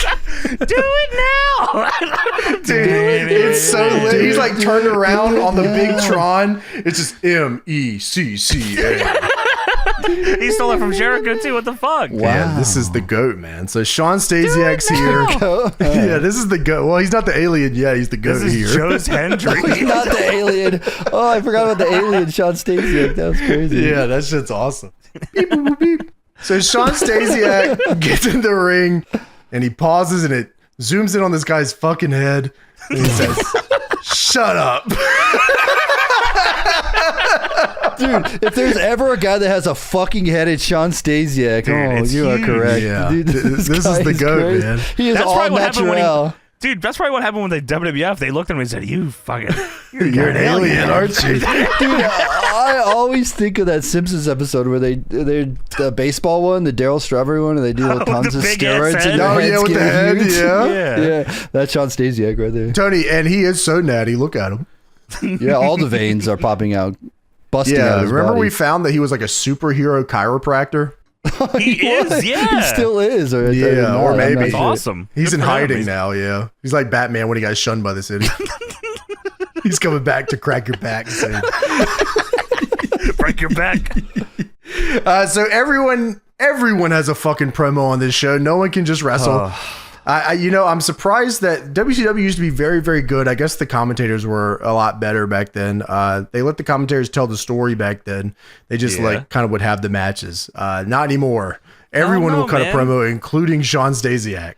And Sean Stasiak cuts the most generic heel promo here and gets an unbelievable no heat reaction. It's insane. He talks about how he's smarter than everyone, better looking than everyone. He calls them fat potato chip eating, beer drinking slobs. Hey, fuck And you. they That's don't Scott Steiner's gimmick. That is Steiner's gimmick, and no one fucking says a peep. They don't care at all. And Stasiak says, "Bam Bam, you want a piece of me? Well, bring your ass out here, boy, but make it snappy, because my sweetie and I have some more exciting things to do. And by the way, that was your brush with greatness for the evening." I legit wrote, wow, what a shitty, I am an shitty alien. promo. I am an alien. This is my alien. Dude, if they teased it and Stacey and I gotta go back to my spaceship. I mean, I have a hotel room. Yeah. Because I am a human. Just like you. Yeah, like, I'm just like you. I have lots of human things to do after this. Yes. Like eat paint? I mean, eat burritos. Burritos, yes. Yeah, there's a lot of them in the back. Oh yeah. So at Greed, Sean Stasiak sprayed Bam Bam with the hairspray and he beat him. They don't show any moves that he get hit with. They just show he gets No, hit the with match hairspray stunk. and So he falls over. match stunk. Bam Bam had like one or two good WCW matches for years. Yeah, man, He was that's struggling. WCW Greed, of course, the pay-per-view you paid for had all the fuck finishes, and then we just do them again. Instead, the baby faces went on Nitro. All right. Well, more people saw it, so more people are happy. Yeah, that's what Triple H said for 4 years. There is no question that Stasiak hates fat, bald, tattooed guys, says Tony Schiavone. That's true. That is a crazy line. He just randomly in the middle, That's his in angle. the middle of the opening of the match, there is no question that Stasiak hates fat, bald, tattooed guys. Hey, man. They were like feeding him it on the headset, adoring that. Fat, bald. Someone in the crowd is yelling at Sean Stasiak to do all of his dad's moves. Someone yelled, "Hard punch!" Your dad did it. Hard Hey, punch. shut the fuck up! Shut up! Oh, sorry, shit. What the fuck? So Bam Bam takes over with his power. He's so powerful. Stasiak hits a line, takes back over. Stacy gets on the apron, throws the hairspray, just like at WCW Greed. Did anyone see this? Hello. Shit, I saw it. Yeah. But this time Bam Bam intercepts because it was a bad throw. Bam Bam then hits greetings from Asbury Park and wins. Stacy gets in a check on Stasiak, and Bam Bam points at her. It didn't lead to anything. That was just it. And Scott Hudson, I see you. Scott Hudson is going nuts on commentary. Oh, she throws like Jesse Palmer, that shitty ass fucking thrower. Oh my God, he's like Kurt Warner. Kurt Warner. Jesse Palmer. I hate that guy. Fucking Rams. Fucking Cardinals. Yeah, come on, let me hear it. So Yeah. Stasiak gets on the mic and he says, "It ain't going down like this, Bam Bam. The only reason you beat me tonight is because you cheated." I like that. Commentary's I thought that was up in funny. arms about it. I do love that too. Yeah. Bam Bam says, "I beat you in the middle of the ring. I went from a big fat zero to a big hero. But if I do, what's in it for me?" Did I fucking skip a heartbeat here and miss this? Stasiak didn't lay down a challenge. He just said he cheated. Yeah. What's in it for me? Anyways, we're out of a job next week, so would you like to get one final payday or not? Yeah, I'll put anything on the line, Stasiak says. I just want a rematch. Oh, well, what's in it for me? Sir. Then Bam Bam, heavy, fat breath, promo is bald tattoos. Bam Bam says, "Let's see. Bald? Nah. Your hair will grow back. Tooth? Nah. Tooth?" That's right. Bam Bam started thinking about himself. He said, "Tooth, huh? No." Fat. No, that'll grow back. All right, let's see what else we got. You know what? Tattoos. Sandwich. No, the burrito. No, that's already taken. This is Already fucking ate that. crazy. There's a lot of them. Don't you love it when a little bitch is sitting in the chair and the pain in her face and the tears are running down her eyes and the needles ripping through her skin? Hell, if she passes out, it's just a bonus. Dude, what the fuck What is are going you on talking here? about? Dude, What the fuck is he talking everyone in about? this southern crowd here can relate to this. The good old tattoo where you really try to hurt somebody really bad. And they're all, dude, and he specifically says she and her this whole promo. And he says, if I beat you, I want to tattoo that pretty little thing in the ring. And I'm going to bring my tattoo stuff next Monday night. And I'm going to tattoo my personalized signature. And Stasiak says, "Bammer, we absolutely have no problem with that. Stacy will do anything for me." And Bam says, "You're so thick-headed. I wasn't talking about her. I was talking about you." No, the fuck you weren't, Yeah, buddy. stop lying. Stop You were lying. lying. Stop the cap. You were full of shit. You shitty promo. Yeah, man, I hate this. I hate this so much. Even worse is that I know we've watched that match because we reviewed that episode. And I imagine it was fucking horrible. It was like a minute or two long. It was shit. Yeah, man. And God. Stasiak doesn't get a tattoo. Spoiler alert. Wow, I wish Does he he did. win? Yes. Oh, fuck. That's So awesome. that's terrible. They should Bam have done a Bam said, tattoo. "You could beat me. Vince ain't rehiring me." I don't want to go there anyway. Yeah, shit. You got a sick theme, though. Do it now. Yeah, that shit is hot, man. You should be an alien. Bam Bam's calling that to him in the ring. You should be an alien. So we have a Steiner and Booker contract signing, of course, 1 hour into the show. Of course, well, hey, Eric Bischoff, big announcement. Who knows what it could be? Don't worry about that season finale, though. Just make sure you tune I in. guess we'll see here. Yeah. So Terry Taylor's in the ring with a contract. Terry Taylor works everywhere all the time. I swear He's to in God. every company. I Yeah, what the legit fuck? don't know what company he's in most of the time. He just is always in the company. Dude, he's we're always watching. working for the WWE. He's always working for WCW. He's always working for TNA. I don't know which how this even works. Yeah, he's probably AEW sometimes. I don't know what he's doing. But yeah, there's a table in the ring with some chairs. This is never used. I guess it is. Never mind. So yeah, Steiner's in there. He's throwing the chairs out of the ring. He grips up Terry Taylor, and then Booker T's music hits. Booker comes out and says, "Yo, Steiner Flair, I told you I talked to the man, and that man is Eric Bischoff." Dude, Oh, the wow. whole night, commentary was like, holy shit, is the man that Booker was talking about Eric Bischoff? We don't know. Hey, Who that else man was would he Eric talk Bischoff. to? Yeah. Oh, okay, I talked to great. Terry Taylor. Who the fuck is Terry I'm Taylor? on the Red Rooster. So Booker says, so shut up and listen.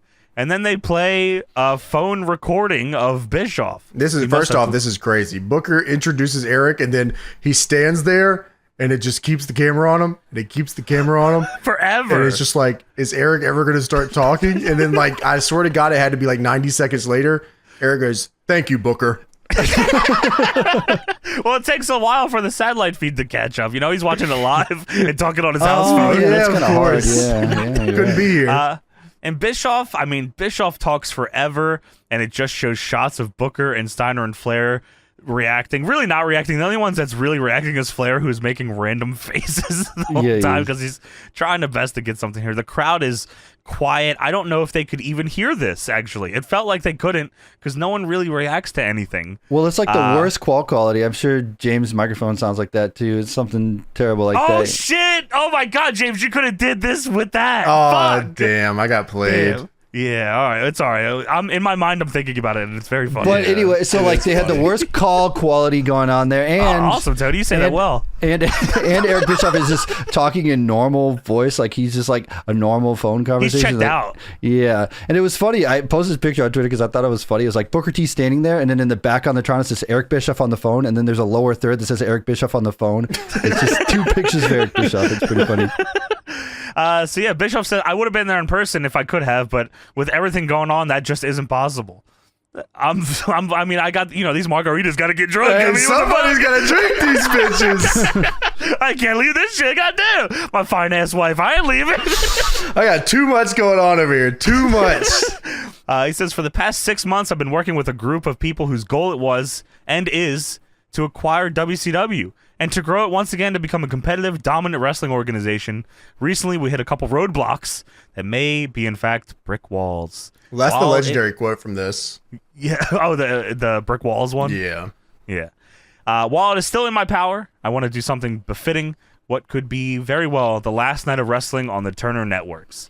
Given the fact that wrestling has been such an important part of Turner's history over the past 29 years, I was thinking over the weekend what I could do to provide an exciting of a program as this historic event should be. Yeah, you were not. You were thinking about the goddamn Brewskis. I mean, come on, man. Yeah, come on, man. He was on the Miller High Lifes. Yeah, how quickly can I get to the beach this fucking Monday is what I want to know. He says, I want to make an announcement now that next Monday night is indeed going to be a night of champions. Every championship will be up for grabs, starting with the World Cruiserweight Championship, Cruiserweight Tag Team Championships, the World Tag Team Championships, the U.S. title, and the World title will be on the line. Steiner, Booker T, I want you two to be aware now that your match is going to be a title versus title match. The contracts are prepared. A WCW representative is standing by. He didn't know it was Terry Taylor to make sure that the contracts are executed. Be prepared to defend your title next Monday night. Given the historic nature of this occasion, I want to personally send an invitation to any former world champion to join us in Panama City, and don't be afraid to bring your boots with you. We have fucked that angle, so anyone that we injured, please come on back.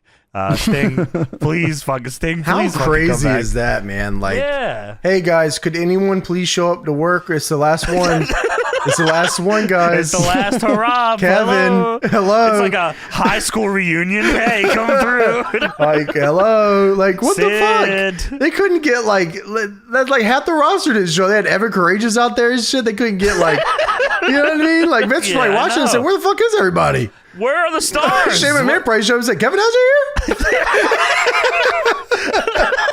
here? Yeah, dude. Wow. Yeah, I mean, Sting's the only one that shows up out of like the former world champion thing, right? Yeah, the fact that he hid that behind that is nuts. Like, hey, guys, where are our stars? We're paying you so much money, man. Yeah. Like, what the fuck? Ric Flair's wrestling in a shirt with the hair. Can somebody please come out here? Please help. Goldberg? Oh my God. Yeah, it is. I mean, we probably talked about it when we reviewed it, I imagine, but the amount of not WCW stars on this are crazy. Yeah, he makes his phone call and it's basically like a call to help. Like, hey man, like, these motherfuckers weren't even watching this show. No way. They were probably in Cody, Wyoming too. Yeah. They're probably behind Eric Bischoff. He's probably on the phone right now. They're like, don't say her name. Don't say her name. You should ask for Hulk Hogan to show up. They're like high-fiving and shit in the back. Yeah. See that, like, come on, guys. Hogan's there too. Hey, don't say my name, brother. What are you doing? Hey, yeah, come on, brother. It's like Sid, Sting, and Kevin Nash. All the They're all in the back. Good idea. Kevin Nash, hey, say Goldberg's name. You say Scott Hall's gonna be there. Hey, man, tell him I'm gonna be there. Guys. Oh, that's good. Say, does he even work for the WWE? Come on, say it. Say you're a jabroni. Yeah. Oh yeah. They're high five really loud. Yeah. Come on. Hey, come on. Quiet down, guys. Quiet. God damn. All right. Kevin Anyways, Nash cracks a beer. Lastly, Ric Flair, we have had a rocky relationship over the past 10 years, and while I have tremendous respect for you for what you've done for wrestling and what you've done for WCW, I want to make sure that in your case, a promise made is a promise kept. And Ric Flair, it is in your best interest this evening to kiss Dusty Rhodes' ass. dude, all right. Hey, tell him to kiss his ass, man. Oh yeah, hell yeah. Bring up that angle, E. Wait, what are you doing? You watching WWF? Turn on Raw. What's Steve Austin doing, man? Dude, yeah, man. This big fucking announcement, Night of Champions, the last wrestling show on the Turner Networks. This is huge, and you should kiss Dusty Rhodes' big fat white ass. All right, man. Dude. I gotta Get get out that of angle here. over. Gotta get the angle over for later tonight. We gotta get that And over. Bischoff says, that being said, I'll see you on Panama City next Monday night. Thank you. And Shivani yells, incredible! I'm sorry, Shivani. I'm sorry. Funny enough about man. this, the roadblocks. You know what the roadblocks were, Johnny? They had everything except they weren't going to be on TNT. They could just go on a different television network.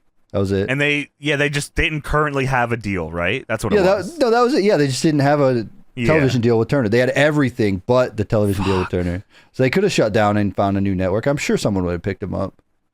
When did Spike TV start? 2003? Was TNN around then? TNN's around, yeah, because Raw's on it. Right. The Nashville network. Yeah, so... I mean, you tell me they couldn't have found anything? I mean, They I guess... Who is it? Who am I to say that they didn't try? Yeah, I mean, we don't know. Yeah, I mean, there's a chance that I they don't tried think they all could the have fucking major negotiated, networks. though, when they were working with Turner, though, right? I imagine Turner would have said, hey, I mean, do what you got to do, you know? Like, because can you... I don't know how that works. I don't think you can actually. negotiate till your current deal is over, is what the problem was. I think Eric Bischoff was talking about that. Like, they couldn't do anything because he wanted to, like, close down Nitro, but they had, like, obligations with ad people they and had to shit, do it, so they yeah. couldn't close it down until their deal was over. So they couldn't even do anything till their current deal was over. So they were, I mean, knowing, like, the tape library and how much that is worth, like, damn, Eric Bischoff fumbled the bag here real bad. Yeah. I mean, wrestling probably looks a lot different now if this doesn't die, right? Yeah, I imagine so. I mean, WCW was already working with Wildside, so I imagine that, a lot of the TNA guys probably would have been on WCW. Mm-hmm. Yeah, and I imagine, I mean, ROH probably still starts, but I don't know how it looks and how quickly it gets rated. I remember Bischoff saying he was going to pick up, like, ECW guys and stuff. Like, I think Rob Van Dam or something was going to go over there. Wasn't that the rumor? We Probably, talked about yeah. that Tony, I before, swear I remember reading that he was going to make it a super work rate show. As stupid as that sounds, I swear that he was I like... remember that too, James. Yeah, no, he I said think that I've he heard was that. going to make it like the complete opposite of Raw. He's like, we're going to focus like way more on the in-ring stuff. On than style ever. and talent. Yeah, so... But But I mean, you can say anything you want after you already gave up. So who Sure, cares? that's furry. I was gonna have the best show ever. This show's gonna be awesome. We're gonna be in Vegas were all the right time. there. Like, fucking come on. Yeah, tell him that, man. Dude, we were gonna push the cruiserweights crazy, and like everything was about to work great, and like we were about to. We were going to sign The Rock man. and Stone Cold Steve Austin. We had contracts for Dude. them. Yeah. Yeah, Kobashi was on top. I mean, we what had the fucking fuck? Nigel McGuinness. He was in here doing that shit crazy. Yeah. Eric Bischoff has never heard of Nigel McGuinness. Still. He works for him. He's He booked never him. heard of him. Yeah, we were gonna have Nigel. What's it say? I like Miller, dude. So Steiner, they're in the ring, by the way, still. Steiner signs the contract and yells at Booker T to sign it. He says, sign it, you son of a bitch. And Booker goes to sign it, and god damn it, Scott Steiner punches him in the head. So Booker's fighting back. He's hitting Flair as well, and then Steiner hits Booker in the knee with the pipe. And the commentary's flipping, oh, not the knee! Not the fucking knee. Security come in, and security doesn't have a great plan here because they all file in one by one just to get hit with a pipe by Scott Steiner. Legit, one after one just getting annihilated. Then Chris Harris gets in the ring, and Steiner chokeslams him through a table. So they definitely That was planned on awesome. using him in WCW. I think so. Yeah. Yeah, he was a big part of the part of Russo. Yeah, Russo Bischoff security or whatever. He was always. He was a part always of getting that. bumped around. Yeah, Tony, you're right. Yeah. Steiner, the referees are now in here. Steiner is getting in the ring, then he's throwing them out the other side of the ring. He bumps Mickey J off the apron. He's the only one that gets hit for some reason. And then Steiner tells Flair to throw Booker back in the ring. He does. And Flair holds Booker in the corner. But Booker fights back and fires shots at Steiner. Scissors kick to Steiner, spin-a-rooney. And one of these men could be walking out of Panama City with 2 titles. And Booker now has the lead pipe. But Flair pulls Steiner out of the ring. Son of a bitch. He got away. And Steiner is fighting to try to go back in the ring. And Steiner, he says, "Come on, you son of a bitch. Give me a mic." And then he grabs the mic and says, "Hey, Booker T, come on, you son of a bitch." And Booker says, "Listen up. Give me that damn contract." And he signs it. He tells Steiner to listen up. Next Monday night, Panama City, I'm going to have 1 belt on this side, 1 belt on this side. And when it's all over with, I'm going to say this to you. No, we're going to say this to you. Don't hate the player. Hate the game. And then immediately after his music hits, don't hate the player. Hate the game. I said, oh, wow, that's fucking nuts. Booyah. I'm finna get with you. Would you please shut the hell up? Save the drama for your mama. OGB, hold it down. Yeah, dude, I love Booker T, man. Yeah, you know what's funny here is that he says that and he looks out at the crowd and the crowd's super into it. They're super into Booker. He's been here, paid his dues. He's like ready. He is the most over guy in this company right now. Yeah, that's like a big thing that people like have to. That I don't know if they really grasp is that like the crowd has to respect you to buy you as a champion, and like yeah, you can be like the best ever, but they have to respect the time you put in. And the crowd was respecting the shit out of Booker, and he's been there forever. He's done all this shit, and like they're ready for it. And like he looks out of the crowd, and they're fucking raising the roof. He doesn't even do that anymore. I know. And like they just are fucking with heavy. Yeah. Booker then looks out and sees him doing it, so then he just starts doing it. He just starts raising the roof. Yeah, I was like, oh man, that's pretty cool. Booker to me in this era, and when he comes to WWE for like the first couple of years, like this is like one of the greatest ever to me. He's just always been one of my favorites. I don't know why. He just kind of clicked with me. He's a main event guy. Yeah, I just thought he was cool as shit, and everything he did was awesome. And he was like, all his moves were sick, and like, yeah, he just everything about him was awesome. Cool as fuck, He's kind of it was kind of impossible not to like. I think. Yeah, I think so too. So, WCW Spring Breakout 2001, it's time to party, everybody! Finally, this fucking company's going to business, boys! No, Let's go! What the get fuck? this shit the fuck out of here, Ricky Rackman! Tell these guys to get a job! Time to get a job, man! Come fucking party, because it's all over, boys! What happened? No, I just want to watch Nitro. What the fuck? No, not no more, bro. Come on. What do you mean? They didn't say that. They just said it's Night of Champions, and they're going to, it's just the last night on Turner. We're going to go to a new network. Come on, right, guys? Woo, new network. No. Fuck. Hey, this guy's a jabroni, man. Yeah, this is brought to you by 1-800-COLLECT and America Online version 6.0. Get on the internet or don't. I don't care. That's what Bischoff called on 1-800-COLLECT. Yeah, it took him a minute. Hey, go to the payphone. Hey, get out of the room when you're talking on the phone. So we go backstage. Camera guy sees Buff Bagwell go to Jeff Jarrett and Ric Flair backstage, and Ric Flair apparently was not just out there with Scott Steiner getting his ass kicked. They very quickly went to the back. Come on. Well, this was after commercial break and spring breakout, and they had plenty of time here, bro. Yeah, he put the suit back on, took all the sweat off, and got the hair right, just spiked up crazy. He's good. He's good. Yeah, I love that. Like, I love that Russo and them and like all those guys were there in the WWF when they were doing this shit, and they still fuck up the continuity here. How's that possible? They're big movie heads and shit. Yeah, I bet Ric Flair was like, "Look, just film it. I'm not doing this shit anymore. It's just simple as that. You film it now, or we're not doing it anymore." At this point, it does not fucking matter. We are not going to exist after next week. We do not care. Well, they're going to a new network. What do you mean? We're going to continue the angle. No. That is not happening. Well, Buff says, I got some big news. He walks in on Jeff and Flair talking, of course. I'm sorry to interrupt. Animal, Lex, and myself are going right now into Rick Steiner's dressing room, and we're concerned. And we're convinced that Rick Steiner is behind that ploy to knock the Animal out, the Buff Daddy out, and we know what's going on, and we know it's Rick Steiner. And Jeff looks at him and says, you know what they're trying to make this man do tonight? And Flair says, they're trying to get me to kiss Dusty Rhodes' big fat white ass. All right, man. Damn. This is the crux of a dying company. Dusty Rhodes' big shitty white ass, God man. damn, man. Enough with the burritos. Jeff says we got a lot bigger problems than that. Flair says I'd be humiliated. I'm the CEO. It can't happen. I'm not kissing nobody's ass anymore. Buff, in all due respect, I respect Rick Steiner. I respect Totally Buff, but I got a serious You personal respect problem. Totally Buff? The group, the team duo of Totally Buff, who just lost to Palumbo and O'Hare in 52 seconds at the pay-per-view. And then laid there for 5. Buff says, this is the elite group and we're falling apart. And Jeff says, deal with it yourself. And Flair says, I can't kiss ass. All right, man. Damn. I cannot kiss ass.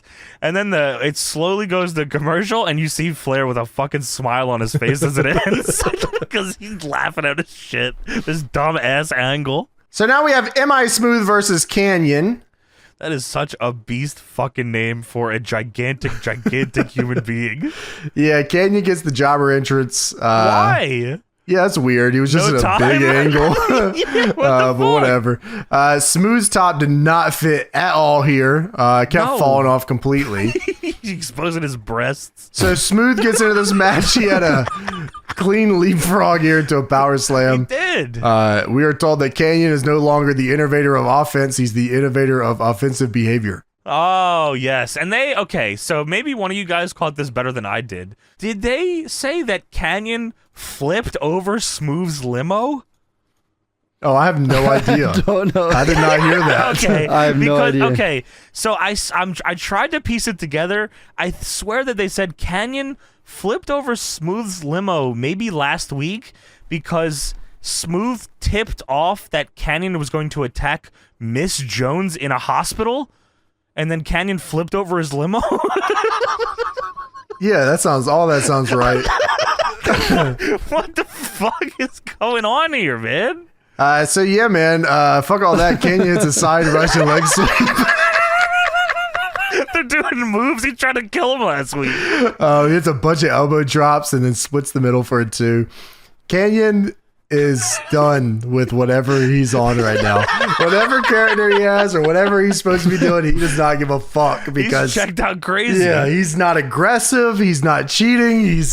This isn't Dude. working. And this isn't the right guy to do this match against. This feud is No. nuts.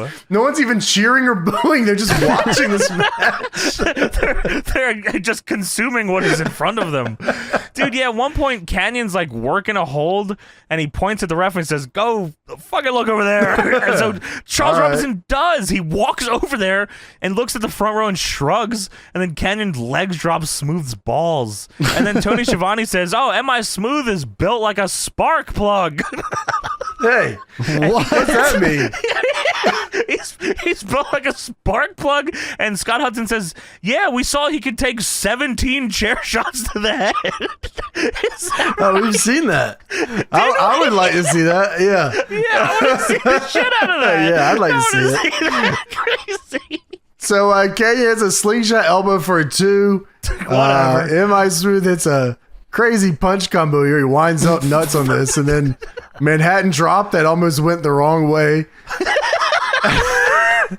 What was that? Yeah, I thought it was a back body. Yeah, he just went Manhattan with it.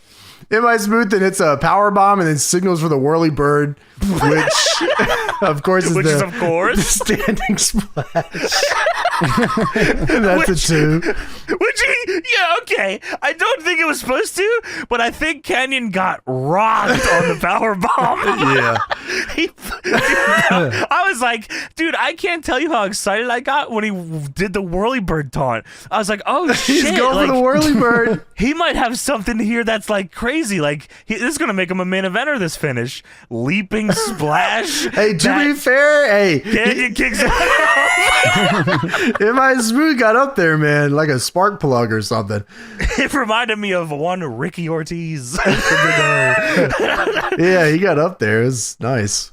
He leaping splash, and then the referee doesn't count 3. M.I. Smooth moves himself off the pin, and then Canyon's like, oh shit, and rolls his shoulder. It was like a 3.1. The match continues, of course. Yeah, because Canyon has to go grab a chair so the ref can chase him because Animal has to come in and DDT M.I. Smooth. and then Canyon pins Smooth, and then the cat comes down to attack Animal. Help! Canyon wins. The cat is now here in a WCW ring crew shirt. He works here. He's on salary. He's been on salary for a long time. Dude, yeah, the referee, I don't know how often I've seen that. Canyon goes outside to get the chair, and Charles Robinson is pissed. Hey, get back here. Hey, motherfucker. Hey. He chases him. I know you're not going for that chair. This is a horrible match. This is horrible show. Dude, Canyon is so not here. He's checked out, and then M.I. Smooth concusses the dog shit out of him. He's like, all right, man. All right. I'm about to give you 18 unprotected headshots. That's one, bitch. You see this, Vince? I'm gonna kill this fucking guy, man. Holy fuck, man. So, dude, this ending is so fucking funny. I don't even know if you guys notice it. So, fucking Canyon gets in and wins. The cat comes in and attacks Canyon. Canyon and the cat are on the corner. Canyon's lighting him up. Animal gets back in the ring very sneakily and starts stomping out M.I. Smooth, which sets up the cat to turn around and go, hey, and he attacks Animal. Canyon then, to fight back, walks in the middle of the ring and starts stomping out M.I. Smooth. So Cat turns around to attack Canyon, and then Animal, to continue the fight, starts to stomp out M.I. Smooth. They ignore the cat during this whole part, which almost made me think he was not supposed to be out here. They ignore him every time just to kick M.I. Smooth's ass. Cat is like, well, we got this shit's done. I'm coming out here. I need someone to go. Hey, Vince, check this out. So wait, go on. Check this out right here. Ooh. I got the karate too. Hell yeah, man. I taught Eric Bischoff's son everything he knows. Yeah, dude, wow, man. That was so fun. I had to rewind it because I thought I was seeing stuff of them going back to just attack M.I. Smooth every time.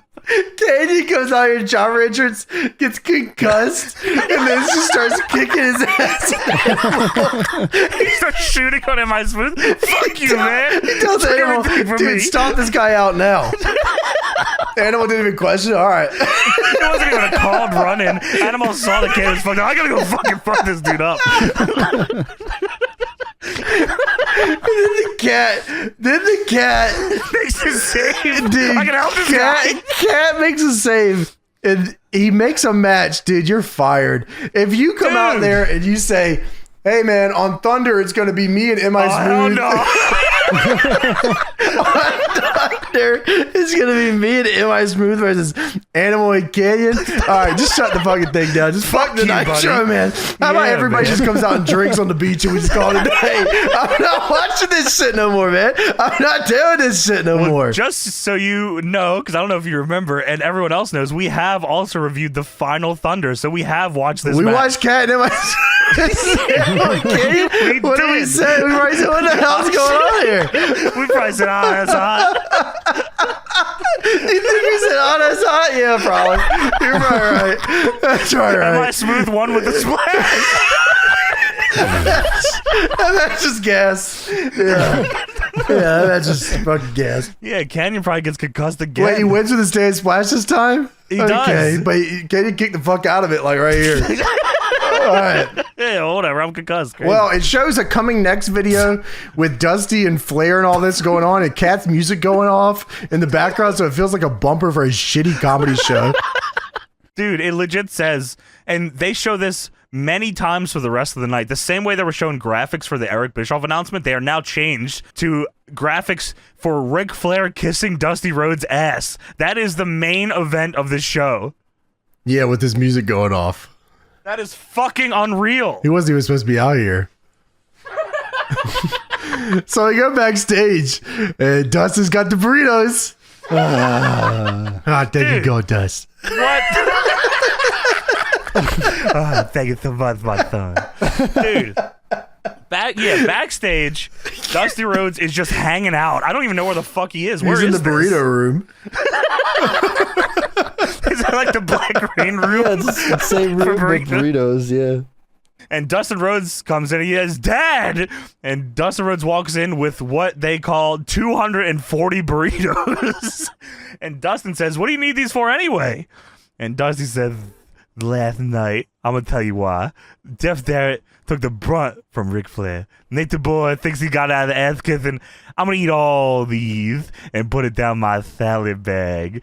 And I'm going to take the Nature Boy Ric Flair and he will kiss my white ass. And I'm going to be smelly. I want to be smelly." All right. With the shitty pants, I know. Okay. Well, you know what we call that down in Texas? We call that stinky facey. Oh, shit. Goldust is like, what the fuck is going on? Dude, yeah, man, like it was bad enough that he was saying he's gonna eat a bunch of burritos. I swear I've seen this angle 40 times. Dude, I've seen this 900 times. We have not watched a WCW episode where this motherfucker eating the burritos has not been on it.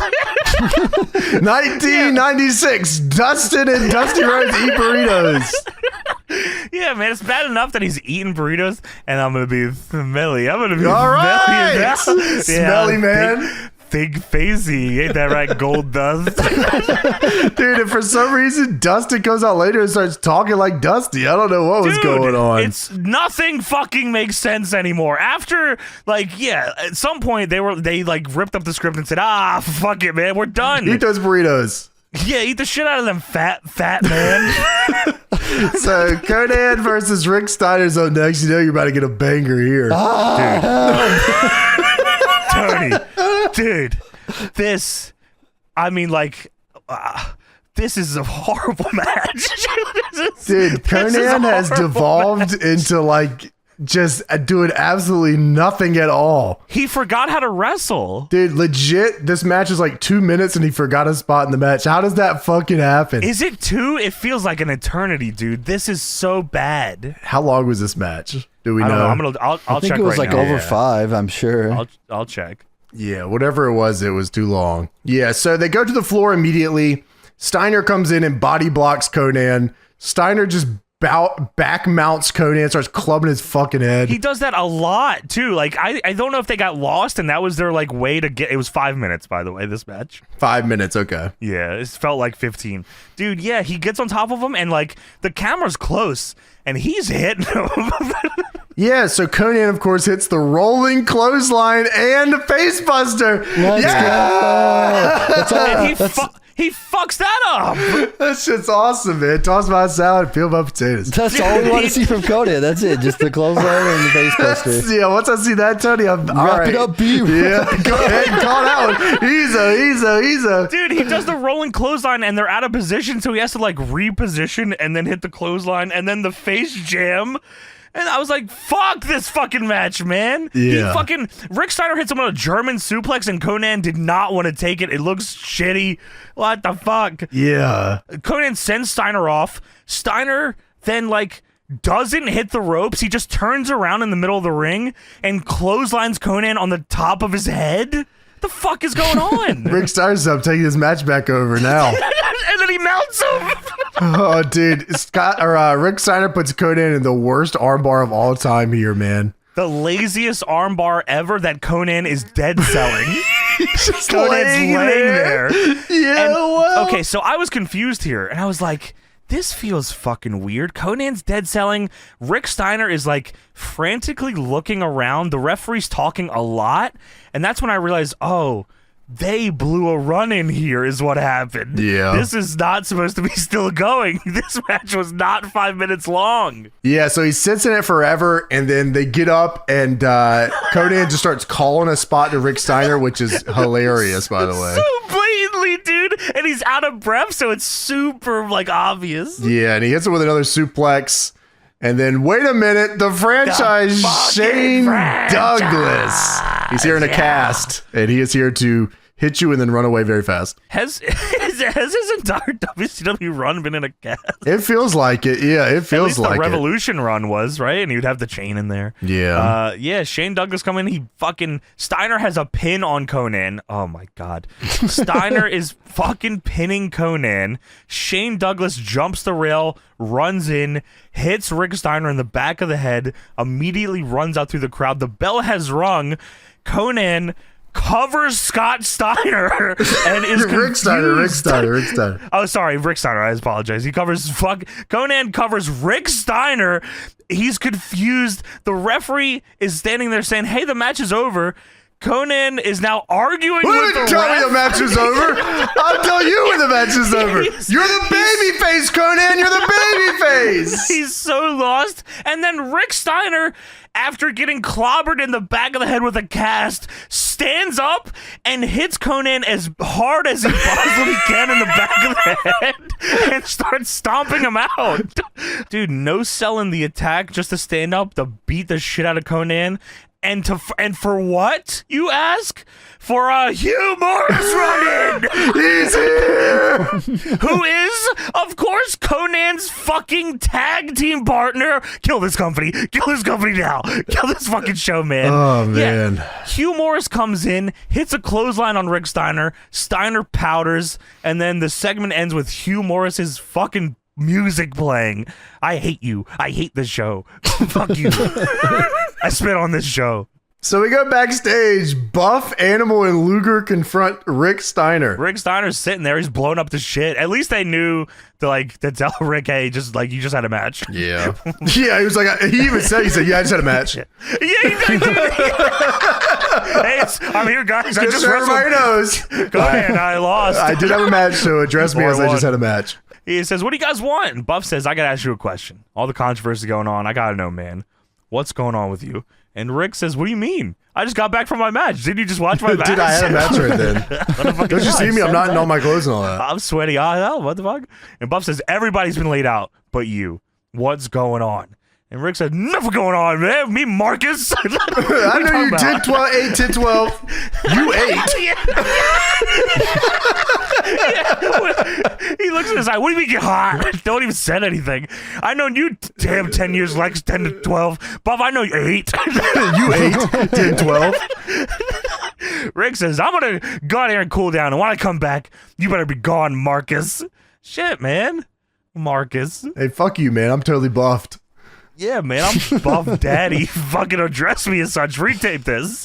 So we go backstage again. Lance Storm and Michael Awesome are here. They're Team Canada. Butt ass naked. I like that. That's cool with me. Standing there, just two strong Canadian men, just naked as hell. Yeah, Mike Awesome is fucking just one chicken breast, two asparagus down crazy, man. He looks insane.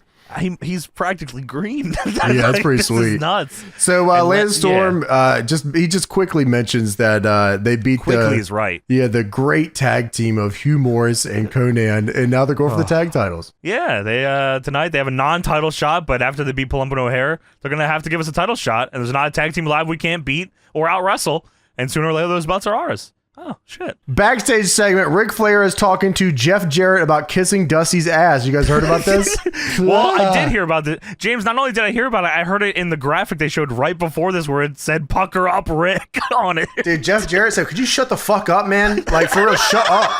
I already kissed the donkey's ass. I don't care. This is camcorder footage, by the way, again, who is sneaking in on this one.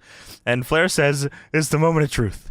They actually think they're going to make me kiss his big fat white ass. Was that like a fucking copyrighted trademark thing that they had to say? All right, make sure you say it like this. Big fat white ass. I actually have no idea, yeah. Jeff says, you're the CEO. And Flair says, I know that. I'm trying to make a decision worthy of being a CEO. I can't kiss it. And Jeff says, you're the CEO. Act like a boss tonight. Flair says, you know what? I will be the CEO. And I will make the right decision. And then he points at the camcorder and says, get out of here, coward. Get out of the way. And so he did know it was there or he didn't? It don't matter. Yes. None of this matters. Nothing matters. So now it's time for Lance Storm and Mike Awesome versus Chuck Palumbo and Sean O'Hare. Proving ground match, yeah. Yes. Eliminator, if you will. Sure. Lance Storm comes in the ring with Mike Awesome. Mike Awesome stands there, lat spread out, looks like an absolute fucking beast of a man here. Monstrous, man. And Lance Storm says, If I could be serious for a moment. Yeah, sign him. Sign him. I like it. I like that. That's nice. Mike Awesome. There's nothing we got for you. I just don't know what we can do with you.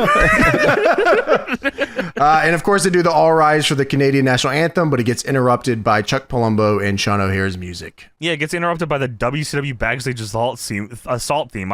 Easy for me to say, huh, fellas? So Lance Storm, of course, does his quick look, which I always thought was great. Amazing camera shot. Yeah. That's a WCW camera shot, too. I don't know if the WAF really gets it that much. No, you're probably right, yeah. So we start off here. Palumbo and Storm start with a lockup. Lance Storm hits an unbelievable looking float over here. It legit looks like he glitched out over top of him. Wow, yeah, it was like out of a wrist lock too, right? Yeah, he just kind of like floated over him. I don't even know how that happened. By the way, I mean, we were talking about Awesome, but all four of these guys, incredible fucking shape. They are, yeah. They these definitely are four were. freaks, yeah. Yeah, and it's crazy. Like Lance Storm is like big, but then there's like Awesome, Palumbo, and O'Hare just massive. I mean, Sean O'Hare looks like he should be getting the United States title right now. I mean, like, this is a crazy looking guy. I actually always liked Sean O'Hare. Me too. I think he had a lot of upside that he never really got to discover. Lance Storm hits an unbelievable looking float over and then goes to Palumbo, who hits him with an unbelievable drop kick here. It's just fucking nice. Yeah, Palumbo is these guys are I don't want to say they're underrated. They're probably rated about right, but they have some underrated stuff that they do that makes them stand out. And that's what the power plant was good at, man. They would give these guys, let's get the 4 or 5 things that you're really good at and just do those, and then we'll figure out the rest later. Yeah. Dude, Palumbo had great strikes. He did. Yeah, he did. He even did the little spin around punch most of the time, too. Like that is W. I love that shit. Yeah, it's cool. He tags in Sean O'Hare, and Mike Awesome gets tagged in, and they have a stare down here, and this is the most insane looking shit ever, man. Sean O'Hare's neck is like up to his fucking head. Like he has no separation. He's just so huge. He looks like hunched over. And Mike Awesome's like the exact opposite. Like his chest sticks out crazy. Yeah, it's very cool looking. I didn't even think of that. Wow, you're right. That's their game stances. Dude, and Mike Awesome, man, like, wow, what just a freak. I don't know what it is about this guy that just comes across as a freak, but I guess maybe the way he looks and acts and moves and probably because he's a fucking freak. So Awesome comes out with a line out of the corner, but O'Hare ducks and then hits this fucking insane spin kick. He stares down Lance Storm. I said, oh my goodness. That is awesome. Storm throws O'Hare into the steps, and Team Canada is back on top. O'Hare fights back with some Muay Thai knees and then catches a jumping Lance Storm into a Widowmaker, which was awesome. Did that not get a name until WWF? I think it was a WWF thing. Because they're like saying like, whoa, that was a fucking reverse Death Valley Driver. That was awesome. I was like, oh shit, Widowmaker. I guess it didn't have a name yet. So Palumbo gets the hot tag, double punch, and catch and fall away slam. They are now all in the ring. O'Hare hits a line on Storm by, it was almost complete coincidence. A double whip, right? Yeah. Yeah, complete coincidence. And Palumbo hits a sugar smack on Mike Awesome. That's a super kick. Come on now. O'Hare goes up for the Shanton bomb, but... Oh my God, it does have a name. Palumbo has a name for a super kick. It's the jungle kick. The sugar smack. He hits it on Mike Awesome. O'Hare goes over the Shanton bomb, but Lance Storm pushes him off. Oh. Palumbo then pushes Storm off, and Awesome grabs Palumbo. Palumbo hits a DDT. Storm comes in with a chair. Palumbo sugar smacks it. Jungle kick. Awesome comes in with a chair, and he hits Palumbo, and I mean literally right beside the referee. Not only right beside the referee, but I don't know if he could have pinpointed this any better to hit him with the top of the chair directly in the directly in the back of the head. Like I was like, wow, EC dub. That could have been a paralyzing shot. It was so hard into the back of the head, and as you said, I mean, Palumbo's practically mounting the referee. Commentary says, how did the ref not hear that? His skull just got shattered. I mean, it's just like right beside him. It's unbelievable. Awesome then, of course, hits the running Awesome bomb, and he pins Chuck Palumbo, earning them a tag team title shot. This is a fun match. Yeah, good way to use proven ground. Heels win. Off some bullshit. Man. And there you go. So Monday Nitro is brought to you by Castrol GTX Drive Hard. Save us, Castrol GTX, please. Please don't go to Raw. That's it. That's the whole thing. Jeff Jarrett Town Hall is the end of this show. It's time. Chosen one. Pay up time, of course. I'm so excited to see somebody kiss a donkey's ass. Oh, man, yeah. No, come on, man. It was Dusty's ass. You wrote it down wrong. Dusty's ass. My bad. Well, what was this whole His silver big dollar? white ass. Fucking, this is what I'm talking about, man. This fucking show. So Jarrett comes out, of course, with a guitar. It doesn't get used, sadly, which, you know what, if we wrote this, it probably would have been used on a donkey's ass. On the donkey's ass. Yeah, It would have been used 10 times already. They would have hit everybody with it. I would have hit Animal with it. I don't know why. Just fuck you. I would have hit M.I. Smooth with it. And everyone would have been happy, I guess. Shivani says, next Monday will be the most exciting Nitro of the year. The Night of Champions. Fuck yeah, man. We're still rocking. We got another Nitro coming. It is very important, yes. Yeah, the most exciting, too. Goddamn. So at Greed, Dusty Rhodes and Dustin Rhodes beat Jarrett and Flair. And Dusty Rhodes with his, don't fucking forget, his big fat white ass. How could I forget? Stink faces Jarrett. Of course. Yeah, I just realized why they say big fat white ass, because it's a big fat white donkey, and Correct. that's why they say it. Yeah, well, yeah, it was, right. Yeah, it's not even really a white. It's not clever. It's not a play on words at all. Silver. Yeah, it's gray, a donkey. So Flair says, I want to make something very clear. I've come out here tonight because I'm Ric Flair. That's awesome. A man of my word, and I'm going to make the right decision on behalf of my position with this company, and that is CEO. So, Dirty Dusty Rhodes, wherever you are, bring your big white ass out here. And Shivani says, burritos and all. So, fucking Dustin Rhodes comes out here for some odd reason. And Flair says, listen, I'm talking to your old man. You get out of the way. Get your man out here. Get your man out here is funny as shit. I'm talking to your old man. Dirty Dusty Rhodes. Not you, punk. Move on. And Dustin says, for some reason, as Dusty Rhodes, if you think I would admit this for the world, I said, what the fuck? Yeah. I don't know why he was doing that, but all right. Now you know all those shirts circulating around the world that says, who's your daddy? Well, let me introduce you to my daddy. What fucking shirt? Dude, I have no idea what he's talking about, why he's talking like that, and why he's not Goldust. I thought this guy was Goldust.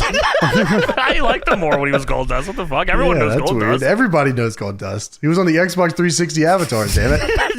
No, man, I bought the shit out of that. I was playing Doritos Crash Course as Goldust.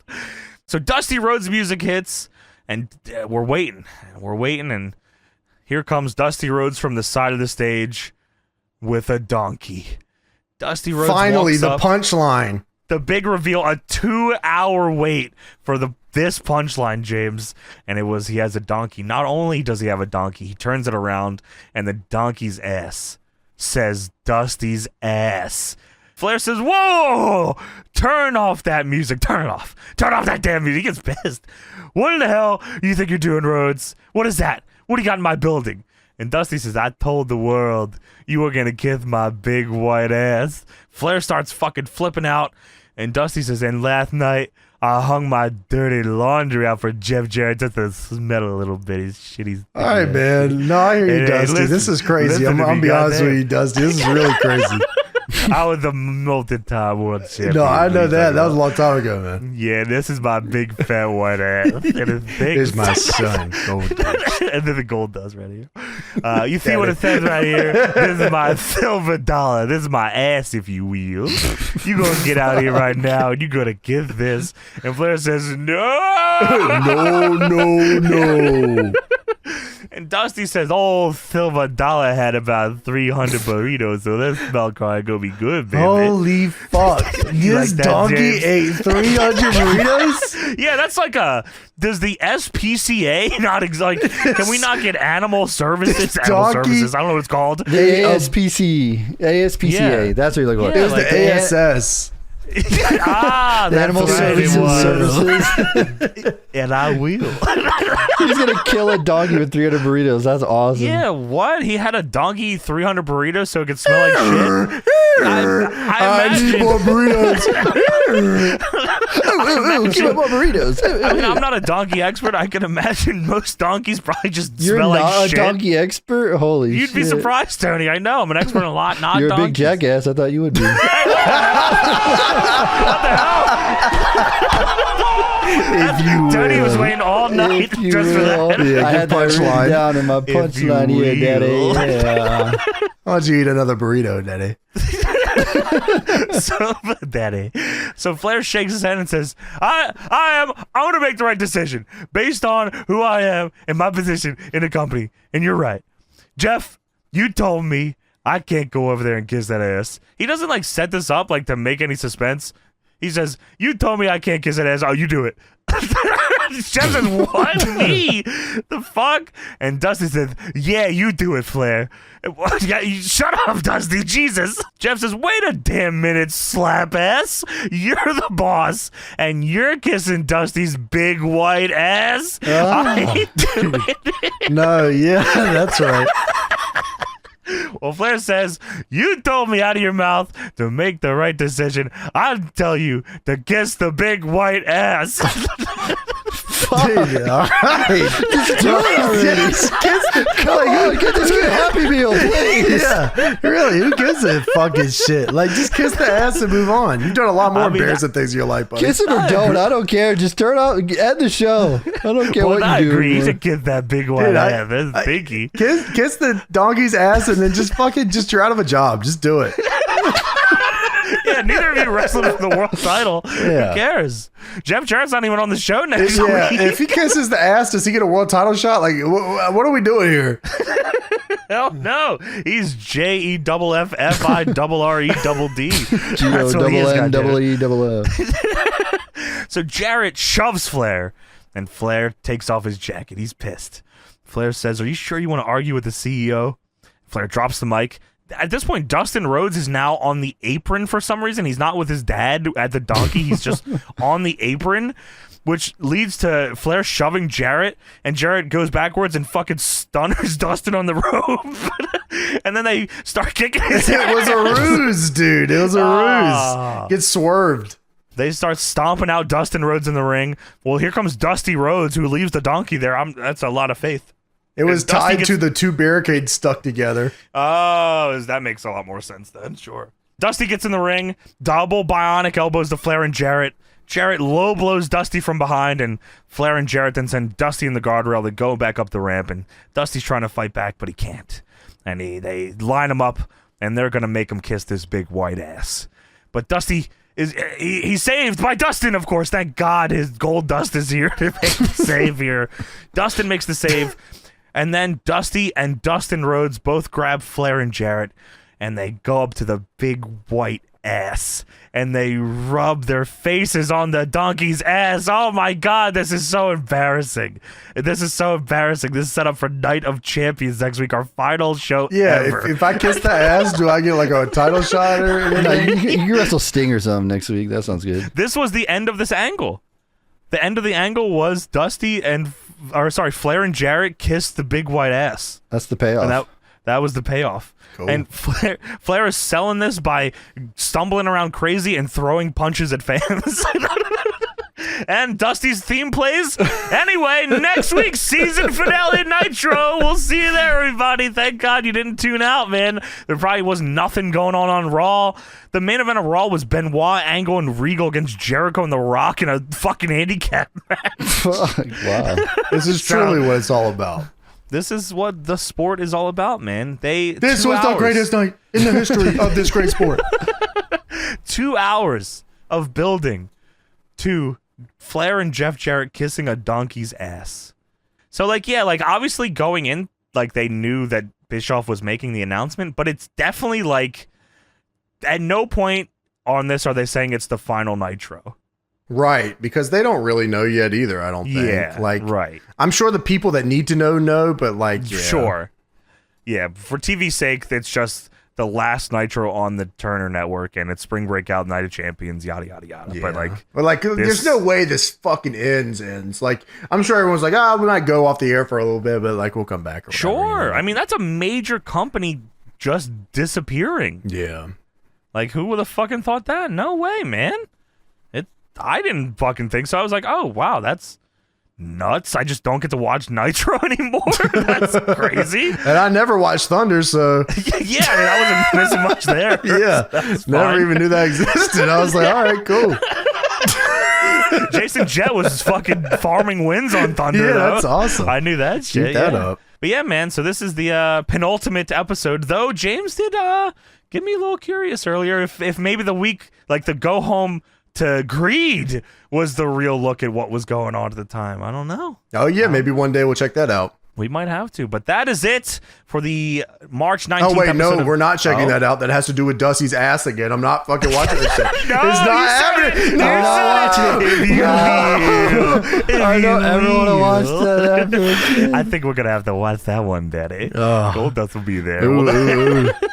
well, that is it for WCW Monday Nitro, March 19th, 2001. And that is it for our show. Thank you all for joining us. Make sure to check us out on patreon.com/deadlockpw.